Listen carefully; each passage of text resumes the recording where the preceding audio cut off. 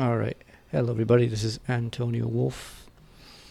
It's actually been a while since we've done a video critique of like other people. Actually, yeah, I take that back, it hasn't been that long. It was a couple months back where I posted the one on, what's his name, the Deliberative guy? Grand Priest. Yeah, that wasn't that long ago. Anyways, Grand Priest is a giant nerd, and anybody who cares about Grand Priest is probably an even bigger nerd. And not many people are into that kind of stuff. But this is a video of somebody far more popular. What's her name? I can't even check what the channel is. Olivia's son. Yeah. She's pretty popular. I'd seen her videos around years ago. She didn't have a million like followers back then, but now she does.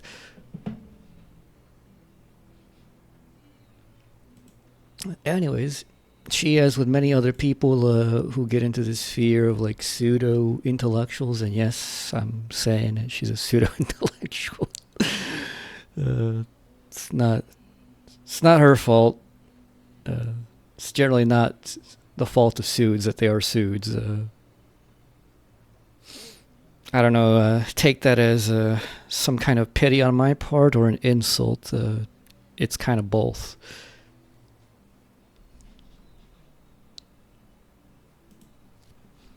Anyways, this one's her video on metaethics.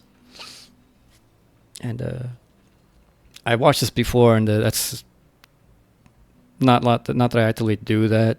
Generally, it's just I'm at work and I just kind of try to pick out stuff to fill in the time. And this was one of the videos that came up, and I listened to it and I thought, boy, this is got some pretty obvious flaws, but obvious only probably to people like me and not obvious to the average person. So it would be actually useful to give a little bit of critique. I mean, she's a bit popular, you know, not gonna lie, it's a little bit of grift on my part. So, you know, might get a bit more views. People look up her names and ethics, and they might find my video somewhere on like page 10. But alright, we'll start. We're skipping the first few minutes because she's kind of like laying out trolley problems and moral dilemmas of that kind.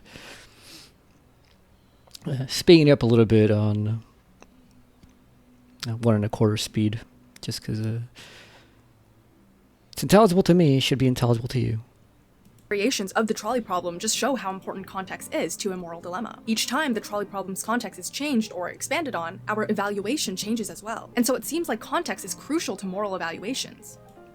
There are probably people watching this like, wow, congrats, philosophy girl, you figured out what context is. It seems obvious to say that ethics should consider the particularities of each specific situation. But does this context-dependent, particularist way of ethical decision-making work on a broader scale? When everyone has different subjective beliefs and experiences, it will lead you and you and you to have a different intuition about what's right or wrong in, say, the baby problem compared to me. So to ensure that people can function without constant disagreement, most societies have decided to structure themselves around general moral principles. Kids are taught that lying is bad, sharing is good, punching little Tommy in the park is bad. Laws work like this too. Yes, a person stealing food because they live in poverty and can't afford to feed their family is much different from a billionaire stealing food because they love the thrill of it, but the law generalizes. The law says, in principle, stealing is illegal, and judges refer to this set principle in their decision-making. And we will be getting into how the internet is very principled in its moral judgment.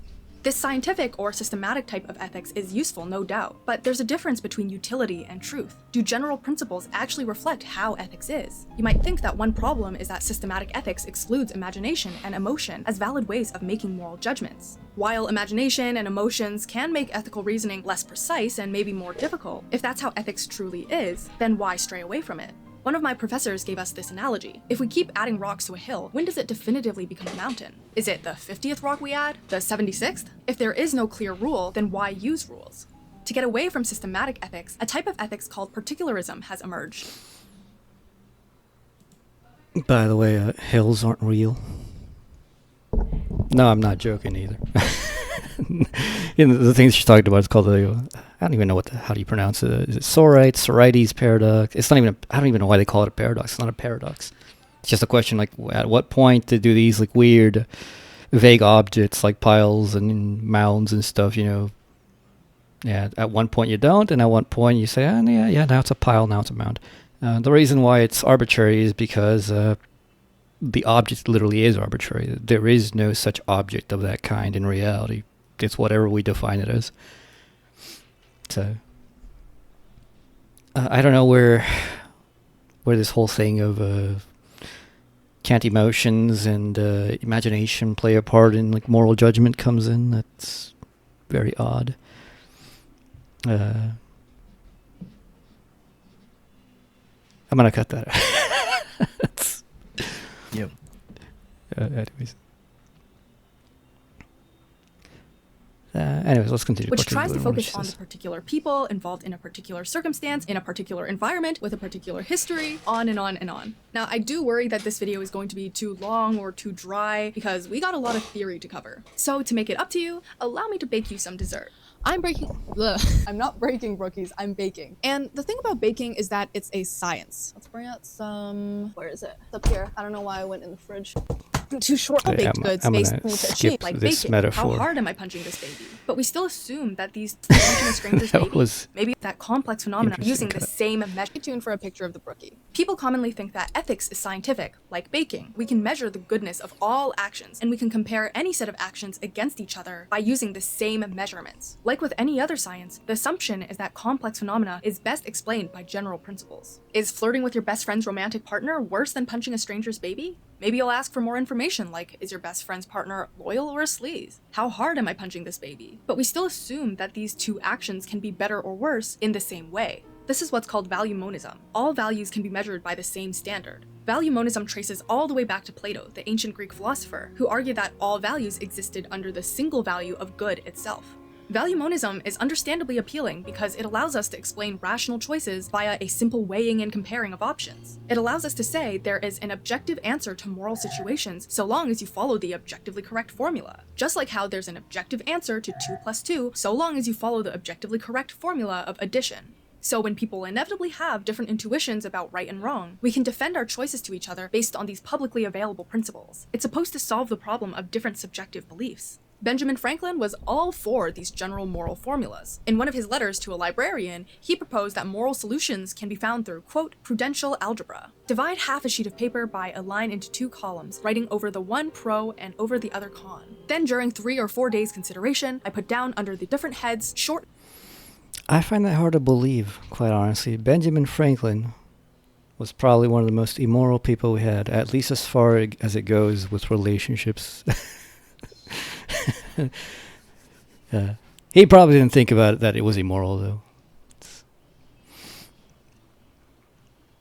Hints of the different motives that at different times occur to me for or against the measure. When I have thus got them all together in one view, I endeavor to estimate their respective weights, and where I find 2, one on each side, that seem equal, I strike them both out. If I find a reason pro equal to some 2 reasons con, I strike out the 3. If I judge some 2 reasons con equal to some 3 reasons pro, I strike out the 5, and thus proceeding, I find at length where the balance lies. What this scientific, systematic picture of ethics is concerned with then is establishing the correct universal standards or principles to evaluate ethics by. If I know the rules of algebra, which are always true, I can apply them to any particular algebra problem. If I see this pool of water freeze at 0 degrees, and then see the same thing happen to this pool of water, and this pool of water, then I generalize to the scientific theory that all water freezes at 0 degrees. Similarly, if I know the rules of ethics, I don't need to start from scratch in every particular situation. I just need to follow the universal principles, like Benjamin Franklin's pros and cons evaluation. People tend to like this picture of universal morality because it makes right and wrong concrete and accessible. It's bias-free, it's objective. All you have to do to know what is definitively right is to reason properly, to use the correct formula. But many philosophers have since criticized this technical, scientific approach to ethics. For example, in his famous paper, Principia Ethica, George Edward Moore says that ethics is totally different from natural sciences. We can verify scientific theories by looking at the empirical world. I can say, yeah, this book is rectangular, just by looking at it. Is water 2 hydrogen molecules and 1 oxygen molecule? Let's examine water through a microscope to find out. But is good equivalent to pleasure or utility? I can't attach a property to good just by using my senses, the way I can attach the property of rectangularness to this book. So treating ethics as similar to science is a false analogy. It can lead us to not so good consequences. I think it's a universal high school experience where in 10th grade history class, the teacher makes you debate the most controversial topics ever. Like, hey class, let's discuss whether slavery can ever be justified. And a classic, of course. I don't know what kind of fucking high school these people go to, because that shit didn't happen in mine. I mean, people did outside of class, but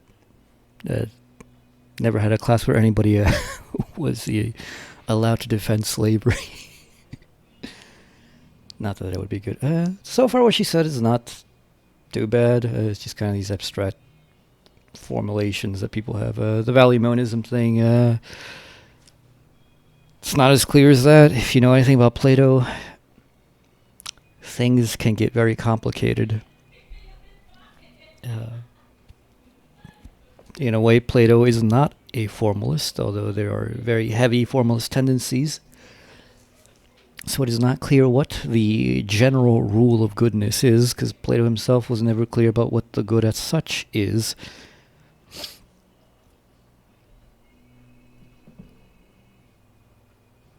Is, alright everyone, let's get in our discussion circle. Today we're going to be debating whether it's right or wrong to drop atomic bombs on innocent civilians in Japan. And yes, I'm going to mention Oppenheimer because it gets clicks, but also, hey, that's how we get the edgy devil advocate dudes to listen, so it's for the greater good.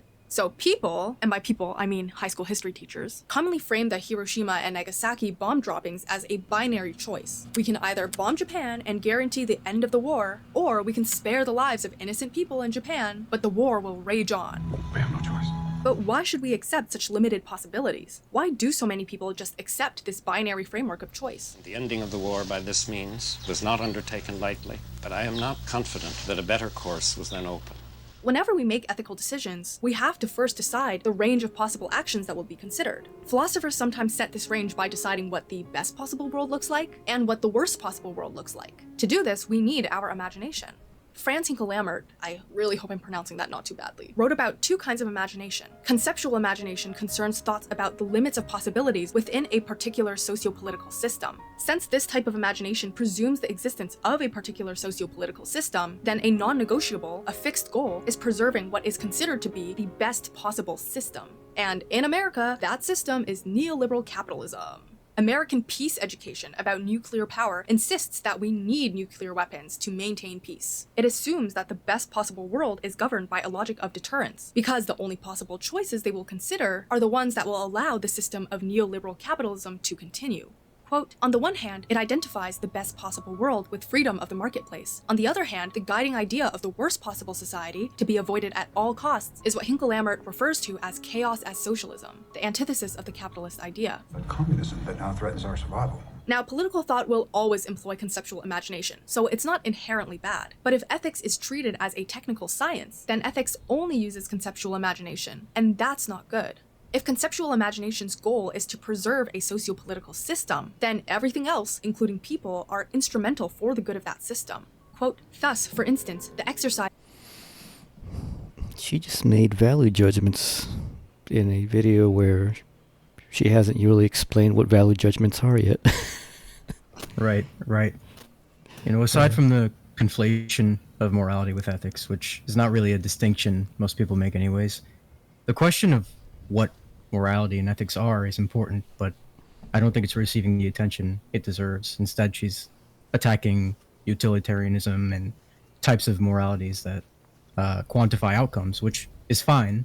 You know, those are bad theories anyway. But her answer is that, well, she's just giving different theories. I don't know what she's putting forth. It sounds like she's putting forth moral relativism. If I remember correctly, that's kind of where she heads towards, you know, the typical thing. But, like, so far it's just, it's just an exposition, which is not too bad, except, like, the problem with these is that they don't set out the measure by which they're questioning things. I said in other videos, mostly in my walk and talks about morality and ethics, you don't get to question something if you don't establish what the basis for the question is. Somebody says, well, morality is this. You then don't get to say, well, I don't know, I don't think that morality is that, without specifying your own standpoint as to, like, what morality is. So the whole issue, like I said, the value monism, or whatever she called it, saying it goes back to Plato. It goes back even further than that, actually. It's a general religious thing. Is neither here nor there, because it's actually more complicated than just, there's an abstract rule. Even Kant doesn't work this way. Kant's categorical imperative, which is the most modern version of this, is actually very self-contextualizing to every singular thing. I'm actually surprised she didn't mention anything related to Kant. I don't think she'll mention it later on either, because Kant kind of disproves like this whole thing. It's just this abstract rule, applies to all things in the same way. It applies in the same way, but that same way is based on the contextualization of the thing in the categorical imperative. So it's not as abstract as she would think. This whole thing about moral imagination. This is a wishy-washy thing. The famous phrase, well, yeah, everybody knows, because like you have to live under a rock. Maybe if you're like an extremely right-wing person who like never even comes close to leftist circles and their discussions, has never heard the famous phrase of, it's easier to imagine the end of the world than the end of capitalism. Like this is some kind of really deep insight about, how pernicious capitalism is. When this is like a trivial insight of like, yeah, you can't think of the world other than the world that you live in. Essentially. Even the communists project onto communism the positive aspects of the world that they live in without the negative aspects that they say, belong to capitalism. And these positive aspects, they don't really consider as to how these could even exist in a world without capitalism.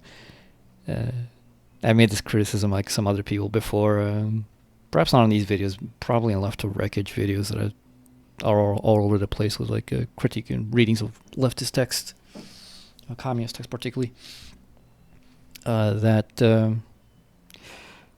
lot of people who are socialists, and like the more idealist socialists, I would say, that the ones who are like, oh yeah, we'll all get together and there won't be markets. We'll just produce as communities for communities, and we'll all be happy and fine. These people don't understand that the very world that they live in and all the positive things about it that they like don't make sense as existing under the world that they say they want.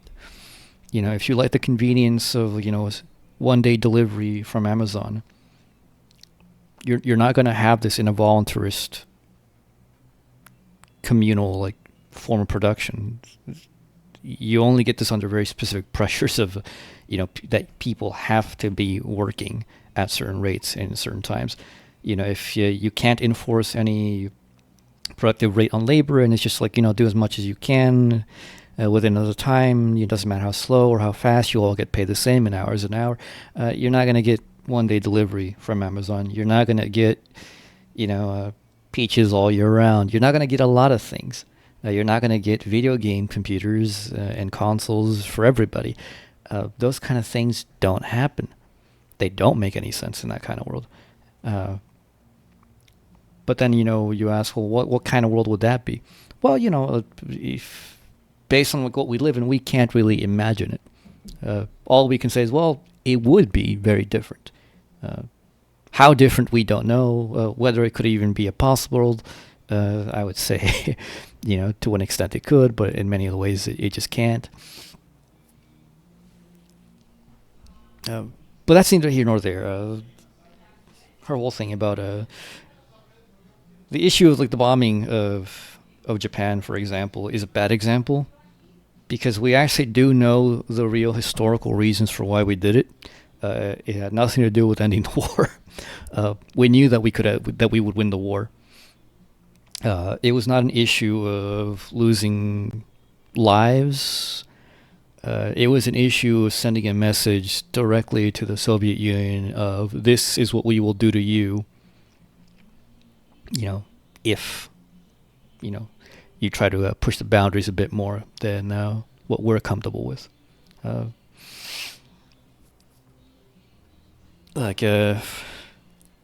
Many things about World War II are just like straight up lies that were told in high school, unfortunately. And even then, you get to college, and unless you're instructors or specifically, experts in that, they generally won't know about these more specialized bits of information. So it's presented as a moral dilemma, even though the actuality was no, it was not a moral dilemma at all, and they knew it. There was a very calculated, cold judgment based on realpolitik.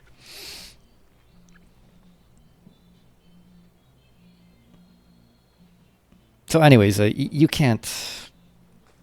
It doesn't make any sense to be making moral judgments based on the world could be this or that way. Well, that doesn't matter. The world is a certain way right now, and we can only do things as the world actually is. Not because we're constrained to believe it, but because there's only a certain extent to which you can actually act in this world efficaciously. So, if you are a communist and somehow you say what if I'm a communist and I was the president of the United States, what would be morally the best thing to do? Could you realistically dissolve the army? No. Could you realistically dissolve the Congress and the Senate? No. Could you realistically exercise your will to indoctrinate the entire populace into being taught communism at school? No. What could you do then? What is the issue of moral imagination here? Perhaps you can be a little preachy, from your pulpit. That's about all that you could do. There's not much else you can do. A lot of people are just completely deluded as to what singular personal vision is capable of. Of mere conceptual imagination would quite willingly allow the expenditure of billions of dollars for defense of a system within which billions of humans starve. I wonder where that happens. In the 1980s, America's League of Women Voters published peace education about the arms race. It included guiding questions such as, who is ahead in the arms race, the Soviets or the Americans? What are the crucial criteria for judging which superpower is ahead? How many potential deaths and how much threatened industrial damage are sufficient to deter nuclear attack? Should defense measures assume that a nuclear war would be over in a matter of hours or days? These questions are very scientific. They view ethics as a numbers game, as a zero-sum game, as a game with principled rules. And these rules operate under the assumption that deterrence and national sovereignty are the best possible outcome, and war is just a necessary evil to achieve those goals. I'm not saying it's wrong to ask these types of questions, but to only consider ethics in this limited framework is the problem. The American writer Jonathan Schell noticed that even though every superpower having nuclear weapons was an extremely risky method of keeping peace, people were on edge about being blown into pieces all the time, politicians still always called this arrangement moderate and respectful. And hardly less marvelous has been the capacity of industry to design and of labor to operate the machines and methods to do things never done before. What has been done is the greatest achievement of organized science in history. Anyone who opposed nuclear weapons or proposed some socialist bullshit were called extreme or radical, even if it would keep us farther from literally destroying ourselves. I'm not saying you have to believe that so-and-so is the right answer to the atomic bomb problem, but what I am saying is that it's important to analyze any assumptions we make about what is possible to begin with. If we just blindly accept the range of possibilities that are status quo, we decontextualize the systems and norms that are in place. We accept them as natural, when in reality our institutions are deeply historical. I personally love this quote from Michel Foucault, which made me think about how limiting our knowledge to the Western scientific method is a way of justifying dominant knowledge. Quote, what types of knowledge are you trying to disqualify when you say that you are a science? What theoretical political vanguard are you trying to put on the throne in order to detach it from all the massive, circulating, and discontinuous forms that knowledge can take? To avoid such a limited imagination, Hinkle-Lammert says that what we need, in addition to conceptual imagination, is transcendental imagination, thought that extends beyond the normal accepted limits of possibility. Instead of the goal being to preserve the system, transcendental imagination has human beings as its central goal. After all, a necessary precondition of attaining any goal is the actual existence of a human agent. Under transcendental imagination, the best possible world is one in which everyone has the basic necessities needed to exist, and the worst possible world is one in which living becomes impossible for people, whether that be because they can't afford healthcare, food, a place to live, etc. This may seem painfully obvious, but clearly most policymakers don't actually use this framework of possibility. The result, your standard of... Even under that definition, there's nothing contradictory about nation states and arms races. It's only contradictory if you don't take into account individuality and just assume like, oh yeah, we're a blob. We're humanity writ large, and that's the only thing that you consider. I suggest that these people probably don't know much about their neighbors. living is going down. This also may seem utopian. We can never have a world in which there is zero injustice, and at least right now I agree that that's true. There are situations in which moral failure is unavoidable, especially when oppressed groups are caught in what Fry famously called a double bind. No matter what they do, it will result poorly for them. If Muslim women don't wear head coverings, they are at risk of getting ostracized and maybe even murdered. But if they do wear head coverings, they are criticized by liberal Westerners who shame them for not meeting our ideals of feminism. Oh no.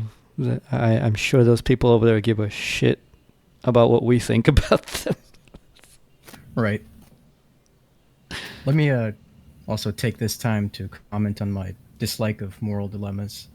The dilemmas themselves are abstract, and when we use examples from real life, they're really abstracted away from their context and taught wrong, like you said with Hiroshima and the bombing. You know, it was entirely calculated. They wanted to end the war so other projects could be expanded. They wanted to deter rogue nations like the USSR, and it helped to give Truman wide popularity in the US, among other reasons.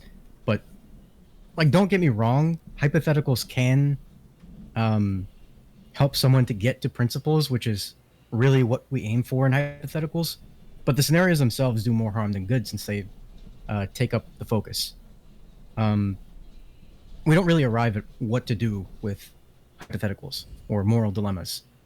It takes away the concreteness we find in life. So it takes away procedures that lead up to the hypothetical. It takes away the institutions that are in charge of the situation. And in the case of the trolley problem, this would be some train company, whatever. It takes away the law. And it always assumes some pseudo tabula rasa blank slate person engaging with the dilemma. And I say pseudo because the thinker always thinks they're some unbiased agent thinking comprehensively about the situation and morality in general. Yeah. I mean, she brought up the thing about context, which, she's like, oh yeah, like people say it's obvious. Actually, unfortunately, it's not obvious. God knows. Even like with people with actually philosophy doctorates, it isn't obvious that context matters. But context just abstractly doesn't matter either. Before this, where I started, she has a little section of like comments on her videos about people like saying like, what if this was one of the conditions or of the context of like the baby murderer, and you can couch as many like random abstract conditions as you want. What if they know kung fu? What if you know kung fu? What if the baby is like some like superhuman freak like Superman or something that might be a dictator and become Hitler 5.0 in the future? None of those things actually make sense. They're just hypotheticals upon hypotheticals, and they have nothing to tell you about the essence of what is right or wrong in this. And a lot of people, well, I would say the vast majority of people, including her, don't understand the actual relevant context. Like in the trolley problem, for example, the relevant context is what kind of fucked up like trolley system do you have that this could even happen? Like what, the there's no like manual stop on the trolley. Oh, like maybe the conductor died or whatever. Okay, well, somebody else can easily just barge in and just pull the fucking like manual stop lever, just like in a fucking car. And if it doesn't have one, why doesn't it have one? Because that seems absolutely stupid. What kind of stupid society would build such a stupid system? And then what happens with that is that you decenter it from the abstract scenario of, like putting the onus of responsibility directly on the immediate actor who has to flip it one way or the other, to suddenly framing the responsibility like there's a whole system required to make this happen. What dumb motherfuckers allowed for this system to be there in the first place? And then that becomes a whole ethical issue of like society-wide. What kind of people are we that we would allow such a stupid thing? That's how like those things are actually concretely relevant. It's not in these like random hypotheticals of what if they're radioactive or whatever. Nothing like that. This issue she brings about moral imagination and transcendental imagination, that's also just another form of like the trolley. Well, like okay, you have a trolley problem. You have one person on one side and 5 people on the other. And you have 2 people with radically different transcendental imaginations about what is ethically right. One of them is led to judge to pull it one way, the other one pulls it the other way. Who's right and who's wrong? Which way should it be pulled? Well, now it's going to be based on your random, abstract, hypothetical, transcendental imagination too. The dilemma is left unsolved. Nothing has been clarified. If originally the whole thing is like, well, it's not clear which intuition is right about, like is there some categorical wrong about killing in general? And, I can't say it's good one way or the other because death is death. Or is it a quantitative thing?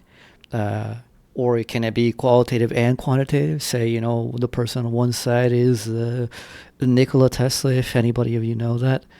And the other 5 people on the other side are just random nobodies who just work at a local factory, putting in widgets and screws. Which one is the right way to send it? And you can't stop the trolley. Well, if you ask me, 5 random people. One guy who literally could have a secret to the universe's free energy? I don't know. I'm being ironic there. I do know. I would choose one of those in a heartbeat. Even if I was on the other side of the fucking tracks, if I was one of those 5 people and you were like, there's Nikola Tesla on their side and it's me and 4 other strangers, I'm like, you know what? I'm taking one for humanity.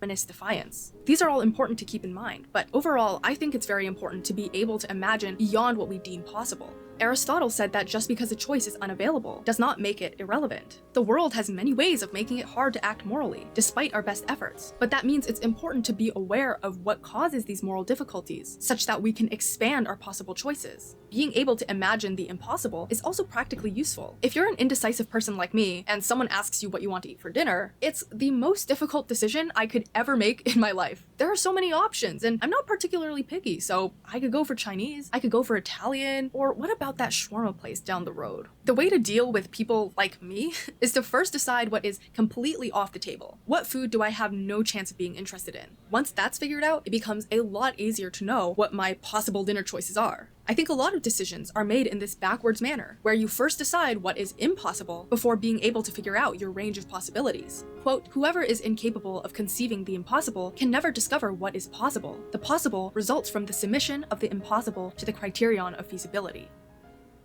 Are you trying to say I have no imagination? Knock knock. Why don't giraffes like drinking coffee? Because by the time it reaches their belly, it's cold. Please clap. I've told this joke over 30 times now and only one person got I'd it like right. to say... Shout out to you, by the way. Hold on, can we pause it? This is an anti-free will position. Philosopher Nami Arpali says that people can't think of If the you- answer to this joke. If you have multiple options, you don't start from the position of deciding which of the myriad, maybe infinite amount of possibilities you have. You start from determining what is good for you, and this, obviously leads into moral objectivism or moral realism. But I don't know, it's just all wrong here. No, yeah, you're right. That example is a bad one, like that she gave, because it's not really analogous to what moral decision making is like. Moral decision making is like, well, here's an infinity of options. Which one do we take? They aren't, in fact, an infinity of options. And she's right that doesn't matter what it is, impossible. But the way in which you will know what is impossible, and she quoted some guy mentioning feasibility. Feasibility has to do with actuality, with what really is.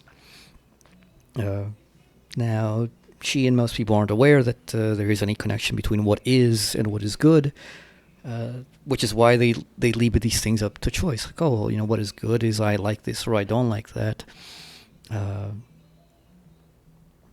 Whether it be some sensuous thing or some ideal thing, it doesn't really matter. But yeah, because they don't have any basis in anything that is, they don't see any way in which one could, in that, like,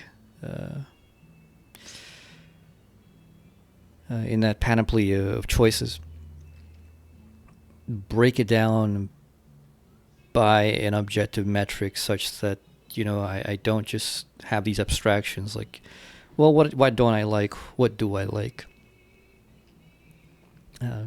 You really shouldn't begin with that as far as, like, being free. And morality only matters insofar as you're free. That's the whole point of responsibility and stuff like that. It can be pinned on you, what you're doing, how you're doing it, and why you're doing it. Because there's a kind of detail about giraffe necks that is not salient to us, and so we don't even consider it in our thought process. For philosopher Arpali, this means our imagination can never be as insightful as good old first-hand experience. She says we can be pretty bad. By the way, that joke doesn't even make sense. The coffee wouldn't be cold when it gets to the giraffe's stomach. It would just be warm. And if you know anything about animals, they don't like hot things anyways, so they wouldn't like hot coffee. At accurately imagining the experiences of others or our own future selves. When we try to understand what it's like to be another person, we run a mental simulation. We might try to psychoanalyze them. We try to predict how and why they will act. But sometimes people develop a theory very quickly and believe it to be 100% true, even when it's not. For example, seeing your coworker eat salad and theorizing, oh, it's because they have body image issues. Or seeing your crush laugh at someone else's joke and assuming that they must be in love with each other. We can become overconfident in the wrong mental simulation, and we end up shaping facts to fit our assumptions instead of letting facts inform our imagination. I frequently see this overconfidence in mental simulations online, where people believe they know the values and feelings others have just by one comment and maybe their profile picture. But there are tons of facts about other people's lives that we could be completely unaware of. For example, can we accurately imagine what it's like to live in poverty if we've never experienced poverty ourselves? How many people are aware that some women in poverty use old clothes as pads for their period because they cannot afford feminine hygiene? Or that children in poverty can fail kindergarten because their parents can't afford crayons? These facts make sense once you hear them. It's not like it's hard to understand. But if you've never had first-hand experience of poverty, Arpali says that chances are these facts would have never crossed your mind. And these are just a few facts among an immense amount of facts that shape the experience of poverty. So if people who have lived above poverty all their life couldn't imagine these facts themselves, how reliable will they be at imagining tons of other small details? I remember once I was upset that a man, whom I'll call Chris, was friends with another man who would use misogynistic and homophobic language. Chris said he didn't want to say anything because it's hard to confront friends, and, this friend is a nice guy overall. But I told Chris that's the problem. Men like your friend who use misogynistic and homophobic language certainly won't listen to women or queer folk who voice their concerns. The degrading language indicates that he will only consider the opinions of other cishet men, but it is cishet men who refuse to speak out against this type of behavior, so we're stuck with no change. Now, to me, this was obvious, but Chris was stunned. He said, I can't believe I never realized that. It seems obvious when you tell me and I take myself to be an empathetic person, but this just didn't cross my mind. And when I told my female friends this story, they were stunned at how revolutionary this news was to a man. This is a well-known fact to those who have experienced woman and or girlhood, and it made sense to Chris when I told him, but he would have never imagined it himself. In the online world especially, we know zero to little details about other people's lives. Our lives are full of particularities that are unavailable to the World Wide Web. We don't post and share most of the things that happen to us, or how we feel. So how are people so confident in their accusations? Does anyone remember Hannah Kim, the Somewhat related. This somewhat happened in my own life. I had a gay friend, oh, dang it. one of the most criticized this technical Wait, did I click on something else? No, it's the same video. We were at like 17 minutes or so, maybe more. Yeah, we'll see. Anyways, continuing the other. So I had a friend who was gay, and this was when I was around 19. That was first year of college, I think. If you know anything, like, I mean, it's like, I don't know about now, honestly. Since I don't talk to normies very much, so I don't know what normies say. But but back then, like, the word gay was just kind of like, oh, that's gay. This is gay. Like, what are you, gay? What is that, gay? It was just kind of like an offhand, like, low insult, like stupid or whatever. Nobody thought about it. And this friend of mine, like, just kind of brought up one day, and I like. He didn't do that of like, like, why are you saying this? But he's like, yeah, I'm gay. What about it? And I thought then, like, it struck me for like in a couple seconds, like, yeah, why is that an insult? It doesn't even make fucking sense. I didn't really think about it from like, oh, like, yeah, it hurts their feelings or whatever. No, what changed my mind and stopped me from like using that was that it doesn't even make sense as an insult. Like, what the fuck? I mean, I did consider, yes, how it makes other people feel, but like the main thing that made me change my mind, like, hey, I really should just stop that, is that it makes no sense as an insult.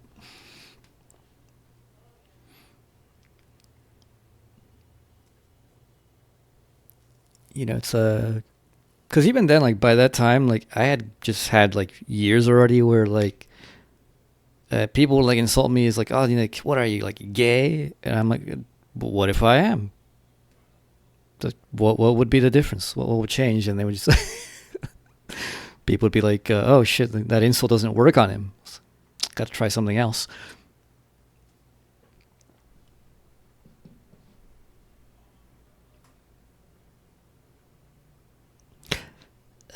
But yeah, I don't know what she's talking about. It's not that people don't realize that it's insulting and that it hurts people. They clearly do realize that it's insulting and hurts people. That's why they do it. A guy says, like, who uses quote unquote misogynist language, he says, I'm assuming they're saying something like, what are you, a woman? Who said that? A woman? Does this person not realize that, oh, wow, women might take offense? Yes, they do. They don't care. It indeed is not news. I find that scenario that she mentions hard to believe. Not that it's not something that can not happen.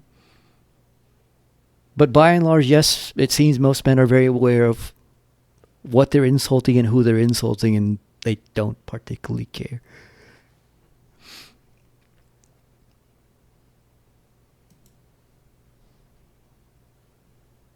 Like They're 22 criticized minutes. by liberal Westerners who causes these moral possible dinner choices are. Knock knock. What?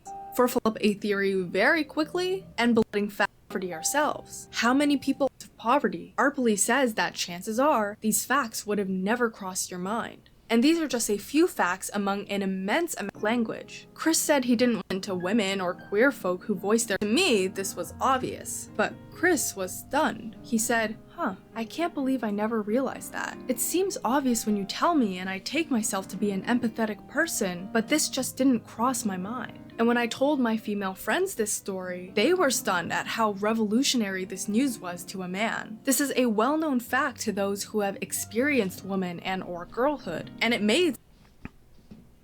Being honest, either that guy was supremely stupid, or he was just simping by pretending that he didn't know.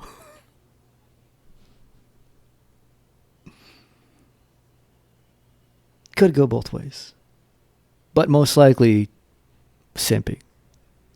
Sure, but first you'll have to unlock your device. Why would that activate the fucking Google thing on my phone? These are the top results. It's a sign of the times. sense to Chris when I told him, but he would have never imagined it himself. In the online world especially, we know zero to little details about other people's lives. Our lives are full of particularities that are unavailable to the World Wide Web. We don't post and share most of the things that happen to us, or how we feel. So how are people so I don't know, man. Is that true these days? It doesn't seem like it. It seems that more than ever, people just immediately post what they think and what they feel without thinking about, like, whether that's relevant to anybody or whether that's intelligent. Like, it is weird. Yeah, you would think that with all the most of the world's information at your fingertips, you'd be more informed, but it seems like people are becoming more and more insular and outspoken. I don't post much of anything about, like, my personal life just because, like, it's boring. Nothing to do with anything. It's like, and telling strangers won't help anything either. Like, what do I care and what do they care? But plenty of other people, especially like Gen Z and stuff, they just post everything. I'm like, what the fuck? confident in their accusations?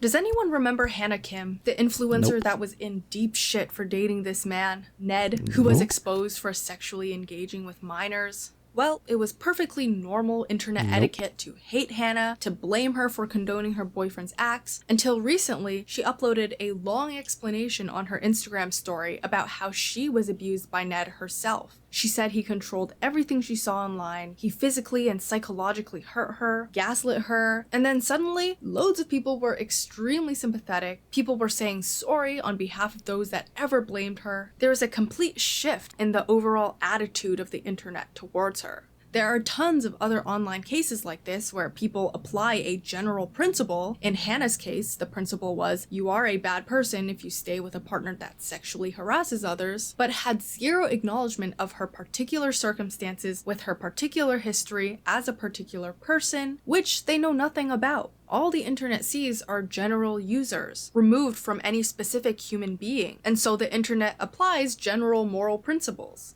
Now, it's totally fine to have theories and I don't think that's the case, actually. Not to downplay whatever she went through, that's horrible. But this seems more like an example of us being social beings. Like with the example of, the guy caving in or simping or whatever and saying, oh, I didn't see it that way. In both cases, the people are just trying to fit the mold of the social morale. What's socially acceptable. Yeah, I don't think that's anything to do with, like, people's, like, theory of morality. It is just fitting in. It's herd mentality more than anything. try to predict what happened and why people did things. There's nothing wrong with running mental simulations themselves, but it is a problem when we resist opposing evidence or are overconfident about lives which we barely know about. I see people make assumptions about me all the time when I really don't share 99% of myself online. We should always be open to changing our theories if the facts reveal that our imagination is inaccurate. Lastly, Arpali discusses how Then how desires come filter she hasn't our changed her experiences of beliefs? the world. No doubt, everyone has different desires, so we will enjoy and suffer through different things. But more fundamentally, desires determine, quote, the cognitive world of the agent. It determines to a large extent what the agent notices, remembers, learns. Arpali gives a pretty funny example. Quote, I love owls. I am not a knick-knack collector, but I desire to see owls, or at least their photographs, and to learn facts about owls. Due to this desire, I notice, for example, that the word knowledge contains the word owl. Most people do not, even if they are philosophers and have seen the word knowledge in writing many times. A person who merely tries to imagine what it is like to be an owl lover would probably fail to see the owl in knowledge. Having the desire, rather than just imagining having the desire, is usually required to notice such things.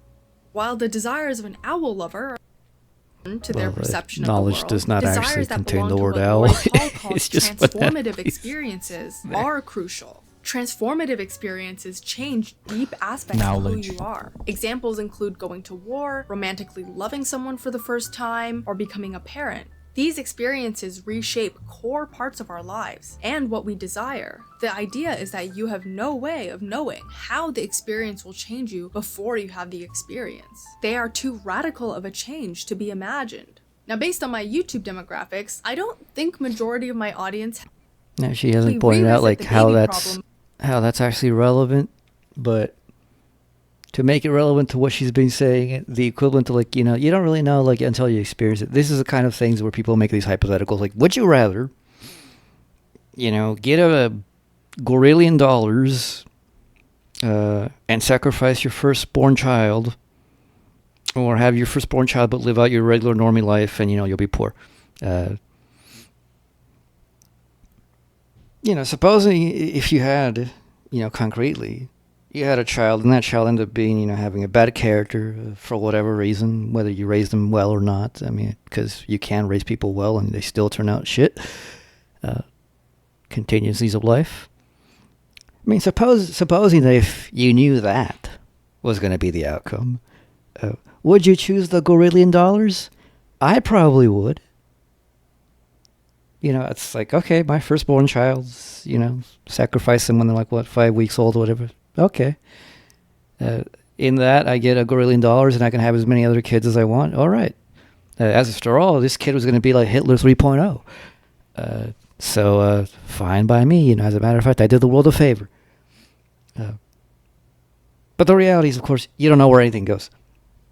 You don't know, like, if the money's actually going to make you happy. There's plenty of people, they win the lottery and they end up being, like, worse off than before. It's all kinds of stupid shit like that. But what that has to do with morality, ultimately, nothing. Almost everything she's talked about has nothing to do with morality. Like, oh, well, people have different perspectives and lived experiences. That doesn't matter. It ultimately doesn't make it okay that, you came from an abuse background and, you just have fucked up desires that, you decided to breaks into somebody's house, out of desperation and, adrenaline, stab them and kill them, and all for, stealing like $500 worth of jewelry so you can go buy some crack because you're an addict. You can tell me the whole story and I can be aware, like, wow, yeah, you do come from a fucked background. You're still going to jail, motherfucker. You're still going to get punished. It doesn't really change that much. It changes in perhaps the ways in which, we may look at the whole of society and say, well, gee, what kind of fucking society are we that we produce people like this? Because indeed, like in those cases, like what happens is like what I said earlier about the trolley. Like the reality is like you may have an immediate thing that seems like a subjective moral, well, not subjective, but an individual moral problem.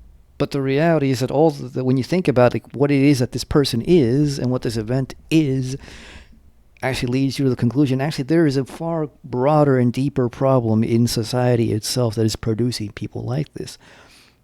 That's the real like concrete context. The concrete context is not about like your personal life.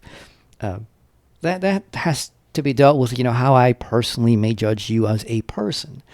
But that's different from moral judgments. Like, you can be a bad person, and I can feel sorry for you as to, like, why you're a bad person. I can feel sorry for you as, being a lost sheep, so to say. Without wanting to, you went astray in the development of human life.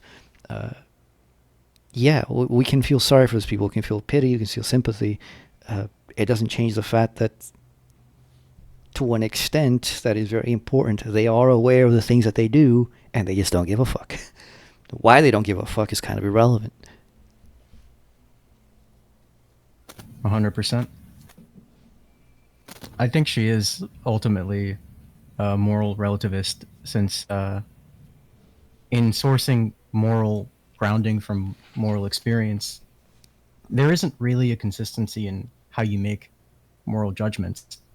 And it kind of reveals that the exercise of moral dilemmas is more of a conversation starter, or, you can use it as a creative writing exercise, because it doesn't solve the problem of what to do, what it is to do, what is right to do. Yep. From the very start of this video, how accurate do we think our imaginative analysis can be? Us childless folk can say, aha, yes, kill the baby for the greater good. But can we accurately imagine how deep the desire to care for your own baby is? With all these arguments about how our moral imagination is shitty, how should we make important choices? If prior to making a choice, we can't even imagine the desires we'll have, how can we make an informed, rational decision? The systematic ethicist would say, see, imagination, feelings, emotions, these are too wishy-washy. It gets us nowhere. We need a precise theory with rules. Are they right? Let's give systematic ethics another chance by considering the following scenario. We have Tim the terrorist in custody, and we know that he knows where the bomb is that his group has secretly planted somewhere in central London, and we know that if we torture him hard enough, he will reliably tell us where it is in time for us to defuse it, and we know that there is no other way of getting him to tell us. And we also know that if we don't defuse it, the bomb will kill thousands of innocent people. If we know that this is the situation, what do we do? The expected answer, or the answer we're being pushed to give, is that we should torture Tim. Scenarios similar to this are frequently used to support the general moral principle that it's okay to severely torture people if it is for the greater good. But philosopher Tim Chappell says the chances of this scenario happening in real life is extremely improbable, if not impossible. He gives 7 reasons why. I'll give you the shortened version, but if you want the full details, highly recommend reading this part of the paper for yourself. 1. It is extremely difficult to know with certainty that Tim the terrorist knows where the bomb is. He could be a really good liar. 2. It's not easy for even Tim himself to know where the bomb is. When terrorist groups know that a member has been captured by the security forces, it is standard practice for them to change if Tim will speak. Extremely difficult is the only the bomb will known for wacky thought experiments, where Skipped it to because none of examine those are logic relevant. and intuitions, Yeah. not to take these scenarios literally. But if our goal of analyzing a scenario is to reinforce practical moral principles that we are going to use, then its level of realistic possibility does matter. Systematic ethics wants general principles that can work all the time, or at least most of the time, reliably. They need to be dependable. But if that's the case, then why should we be examining extremely rare cases, such as Tim the terrorist, to determine the correct decision-making system for ordinary, far less extreme moral scenarios, like whether to tell a white lie or volunteer at charity? CMM5542 left a comment pointing out the unrealistic nature of the baby problem too. I think the definite premise, the murderer will kill your whole family, is a bit far-fetched. How do you know that for sure? He may be one of those weird serial killers who only kills people who are blonde, or fit some other... Okay, again, I don't know why she doesn't seem to be aware about Kant. There's no way she could have gone through all her classes and not be aware about Immanuel Kant. None of these issues like, oh, the scenario is unrealistic. That's not the problem. All the people who put hypotheticals tell you all at the face, yeah, this is unrealistic. That's not the point. The point is, for them, the point of these thought experiments is not to reveal what is or is not moral. It's to reveal what you seem to think is and or is not moral. That's why they're supposedly to clarify your intuitions. In case you don't already know. If you don't know what you would think about a scenario, you make an extreme scenario where it's an either or, and then it becomes clear, do I value quantities? Do I value qualities? What kind of things do I value? Which kind of things will I break on, break not? And you just play around with all these hypotheticals to see if your intuitions are even consistent, because for a lot of people they're not. So the reality of it is irrelevant. That's not what makes them interesting. Now, my problem with hypotheticals is not the revelation of an intuition.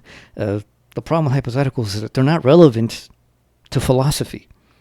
So the hypothetical reveals what you, the subject, may believe or feel about certain scenarios. And the scenario's contents are pretty much irrelevant. It's the form of the scenario that's, interesting to these people. But in actual philosophy, this is not itself of interest nor relevance. Hypotheticals are not relevant because philosophy deals in categoricals. You want to know what a category actually is. And you don't care about personal intuitions. What you think or feel is relevant to moral values has nothing to do with actual morality. So philosophy doesn't care about that. You feel that, your mother is more important than, 10 other strangers, or, Nikola Tesla on the other side of the trolley tracks. Okay, that may be what you feel like, but that's not the question. What is right? What you feel like and what is right are not the same thing.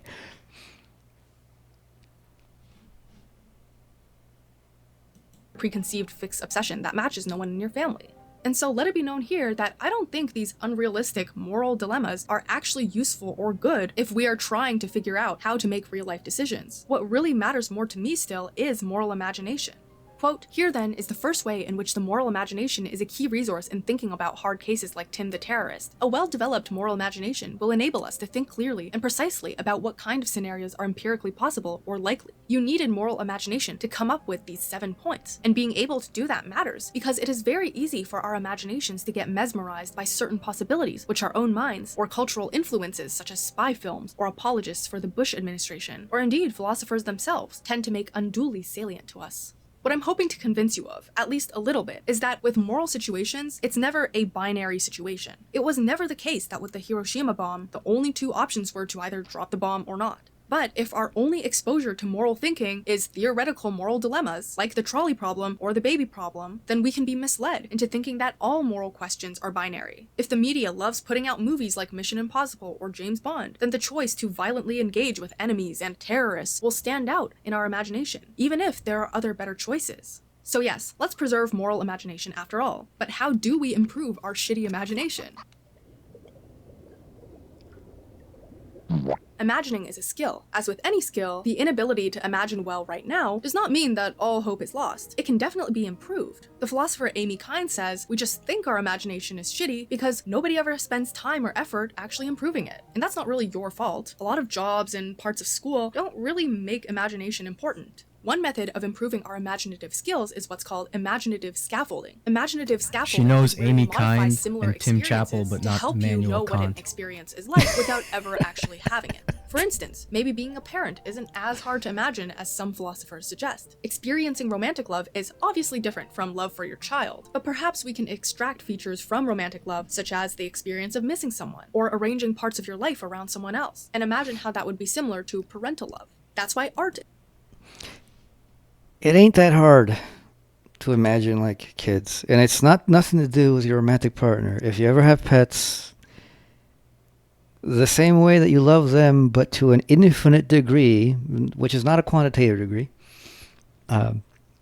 there's even more invested in your child than in like your cat or your dog or whatever. Now, I don't have children, but people who have children have told me the same thing. And it's not that you treat your kid as a pet, but the same way that, you love your pet like unconditionally. They're just kind of cute. They're there. You love them, and it hurts when they're gone, if they die, or when they're sick. Your kid has an even deeper connection to you than your pet could ever have. Like the analogy of romantic love is not the proper one. Because, for one, most people don't even have a real experience of romance. People have experiences of infatuations and stuff. But the real deal, the stuff that gets you suicidal and feeling like you're gonna die just because that person isn't in your life or rejected you or whatever. That's a lot of people confuse that. It isn't the same.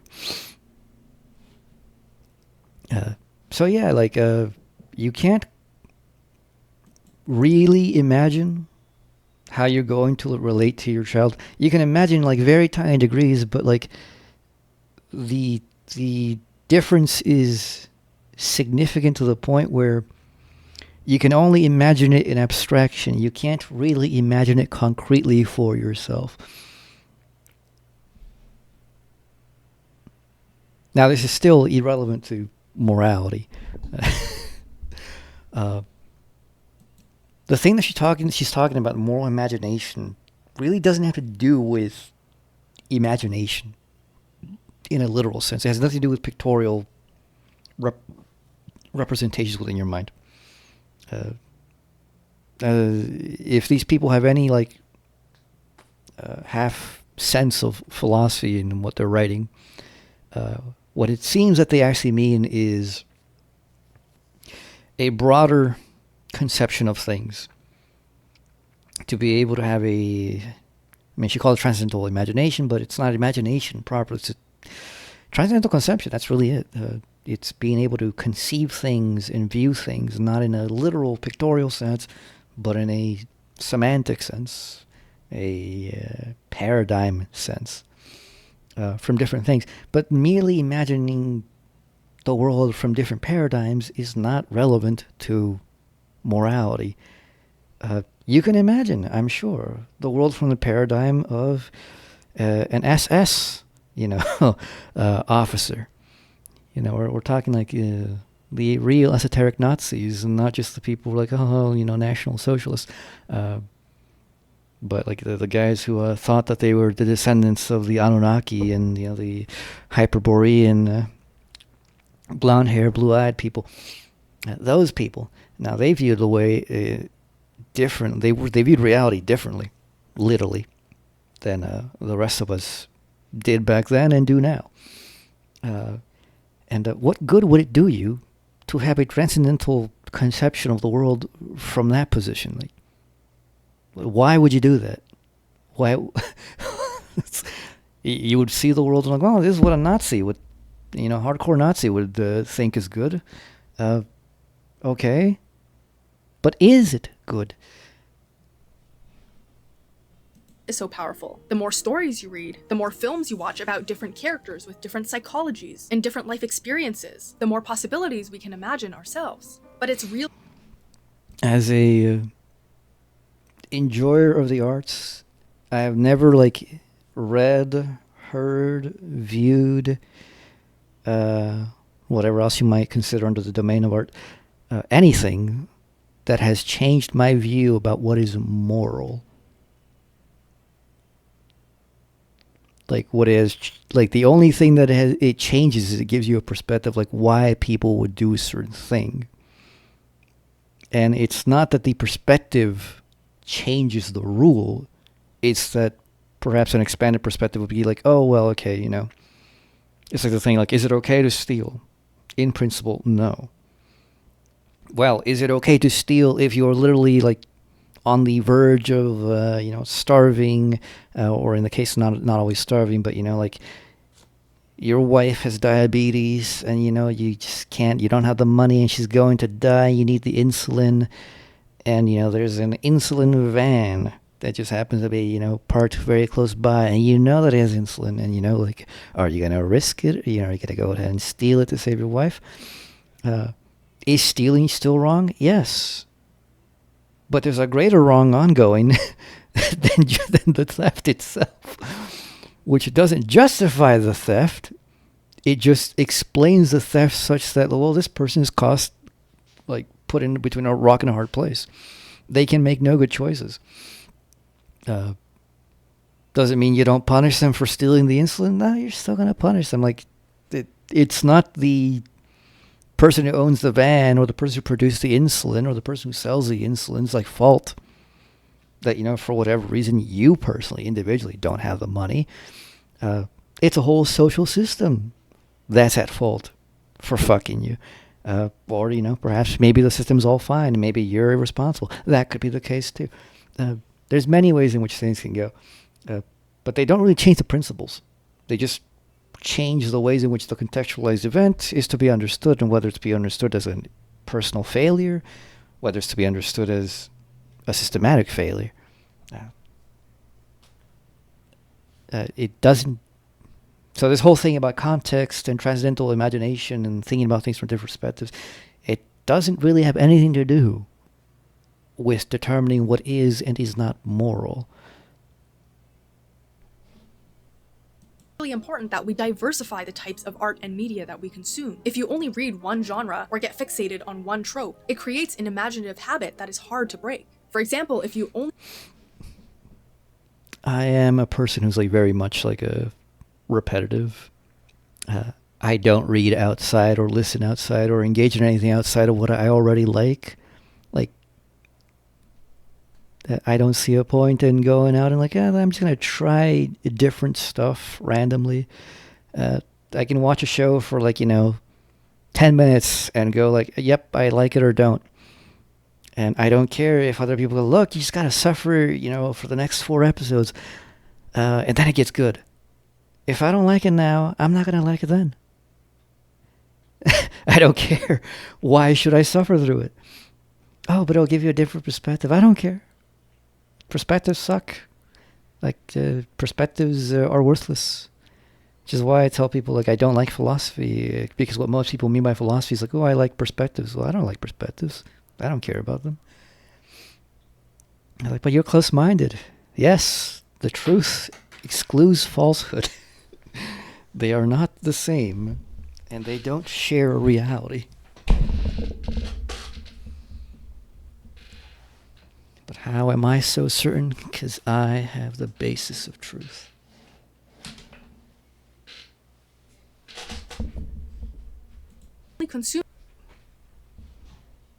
Consume true crime. You might have an over-paranoid imagination and run the wrong mental simulations, as philosopher Nomi Arpley was worried about. If you only consume you might assume that's literally the same argument as like if you play violent video games, you'll become a violent person. If you consume only crime dramas, you'll become like a paranoid person. What? No. I mean, I know people who will like consume a lot of crime dramas and they're no more paranoid than anybody else. As a matter of fact, the most paranoid person I know like stays far away from those things and likes to just watch very happy things because they're paranoid.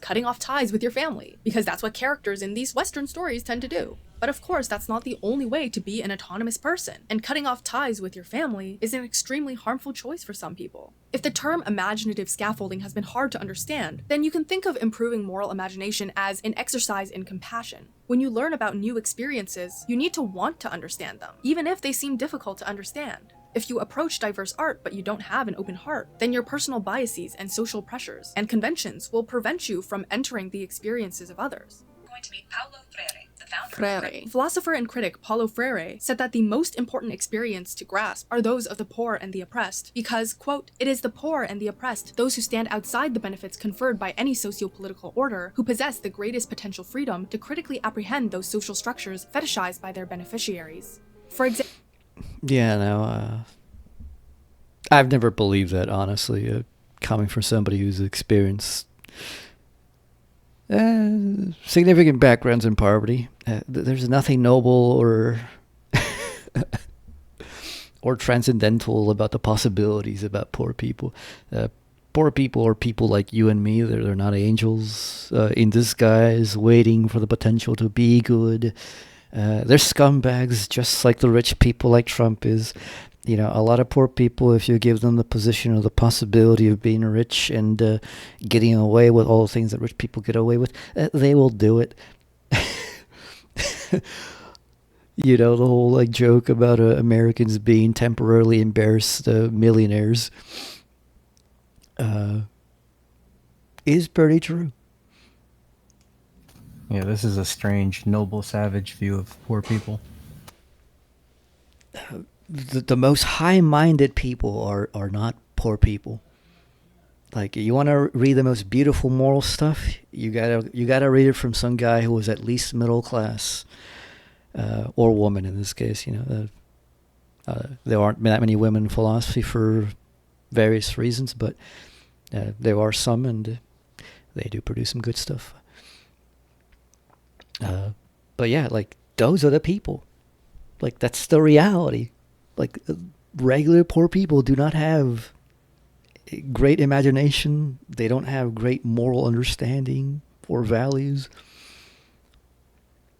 And they don't have they don't have general understanding for much of anything.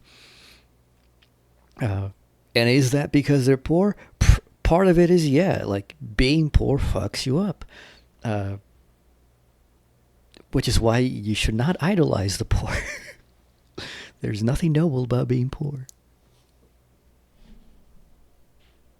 Example, if we successfully imagine the perspective of those living in poverty, Just to like mention something, there's a funny story. I don't know if you know. I think his name was Eric Hobsbawm, British Marxist historian. This one I know, like, because I heard it from Zizek, that one time Hobsbawm was was invited to give a lecture to a union of some industrial workers, and he started off his whole thing. He's like, "Oh, it's such a privilege to be here, like, to be able to present something to you that, it's of worth, but the real privilege is for me to be here. I could learn so much from you." And like that, a group of people in the audience like start yelling back at him to shut the fuck up, and they're like, "Stop!" Like, that what he was saying was like basically looking down on them and pretending that they weren't stupid. That as if they didn't realize that they were ignorant and didn't know anything. They're like, "Look, you guys get to go to university. You get to understand the world at a level that we don't. Don't come and condescend us by gaslighting us basically into thinking like, oh, we're somehow equal. No, we're not equal. You know things we definitely do not. There's hardly anything we can teach you. We work on assembly lines and things. That's the extent of our world. But you get to see this whole big picture that we just don't. You get to know things that we just don't. So yes, you're the one who has to teach us." Don't pretend that, we have much of anything to teach you.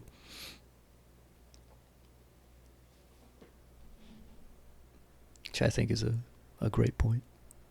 perspective allows us to see that nuclear power is not only for deterrence, as the state claims, but also A, makes a shit ton of money for rich institutions, B, if socialist countries adopt nuclear power, they can try to argue with capitalist countries and say that they are also a legitimate, powerful state, and C, nuclear power prevents big countries from interfering with each other's spheres of control, letting them exercise unchecked power over oppressed regimes. So having compassion, seeing diverse art and media, let's improve that moral imagination. I'm pro-nuclear. Just FYI. She's bought into the Kool-Aid of the 90s. There isn't anything wrong with nuclear weapons. It's a technology like anything. You can weaponize anything, and the deal about weapons is that weapons drive weapons. You got a weapon, I got a weapon. And the moment you can have a weapon, you ought to have a weapon, because if you don't and the other person does, you're kind of fucked. So there's a logic of security that's just there.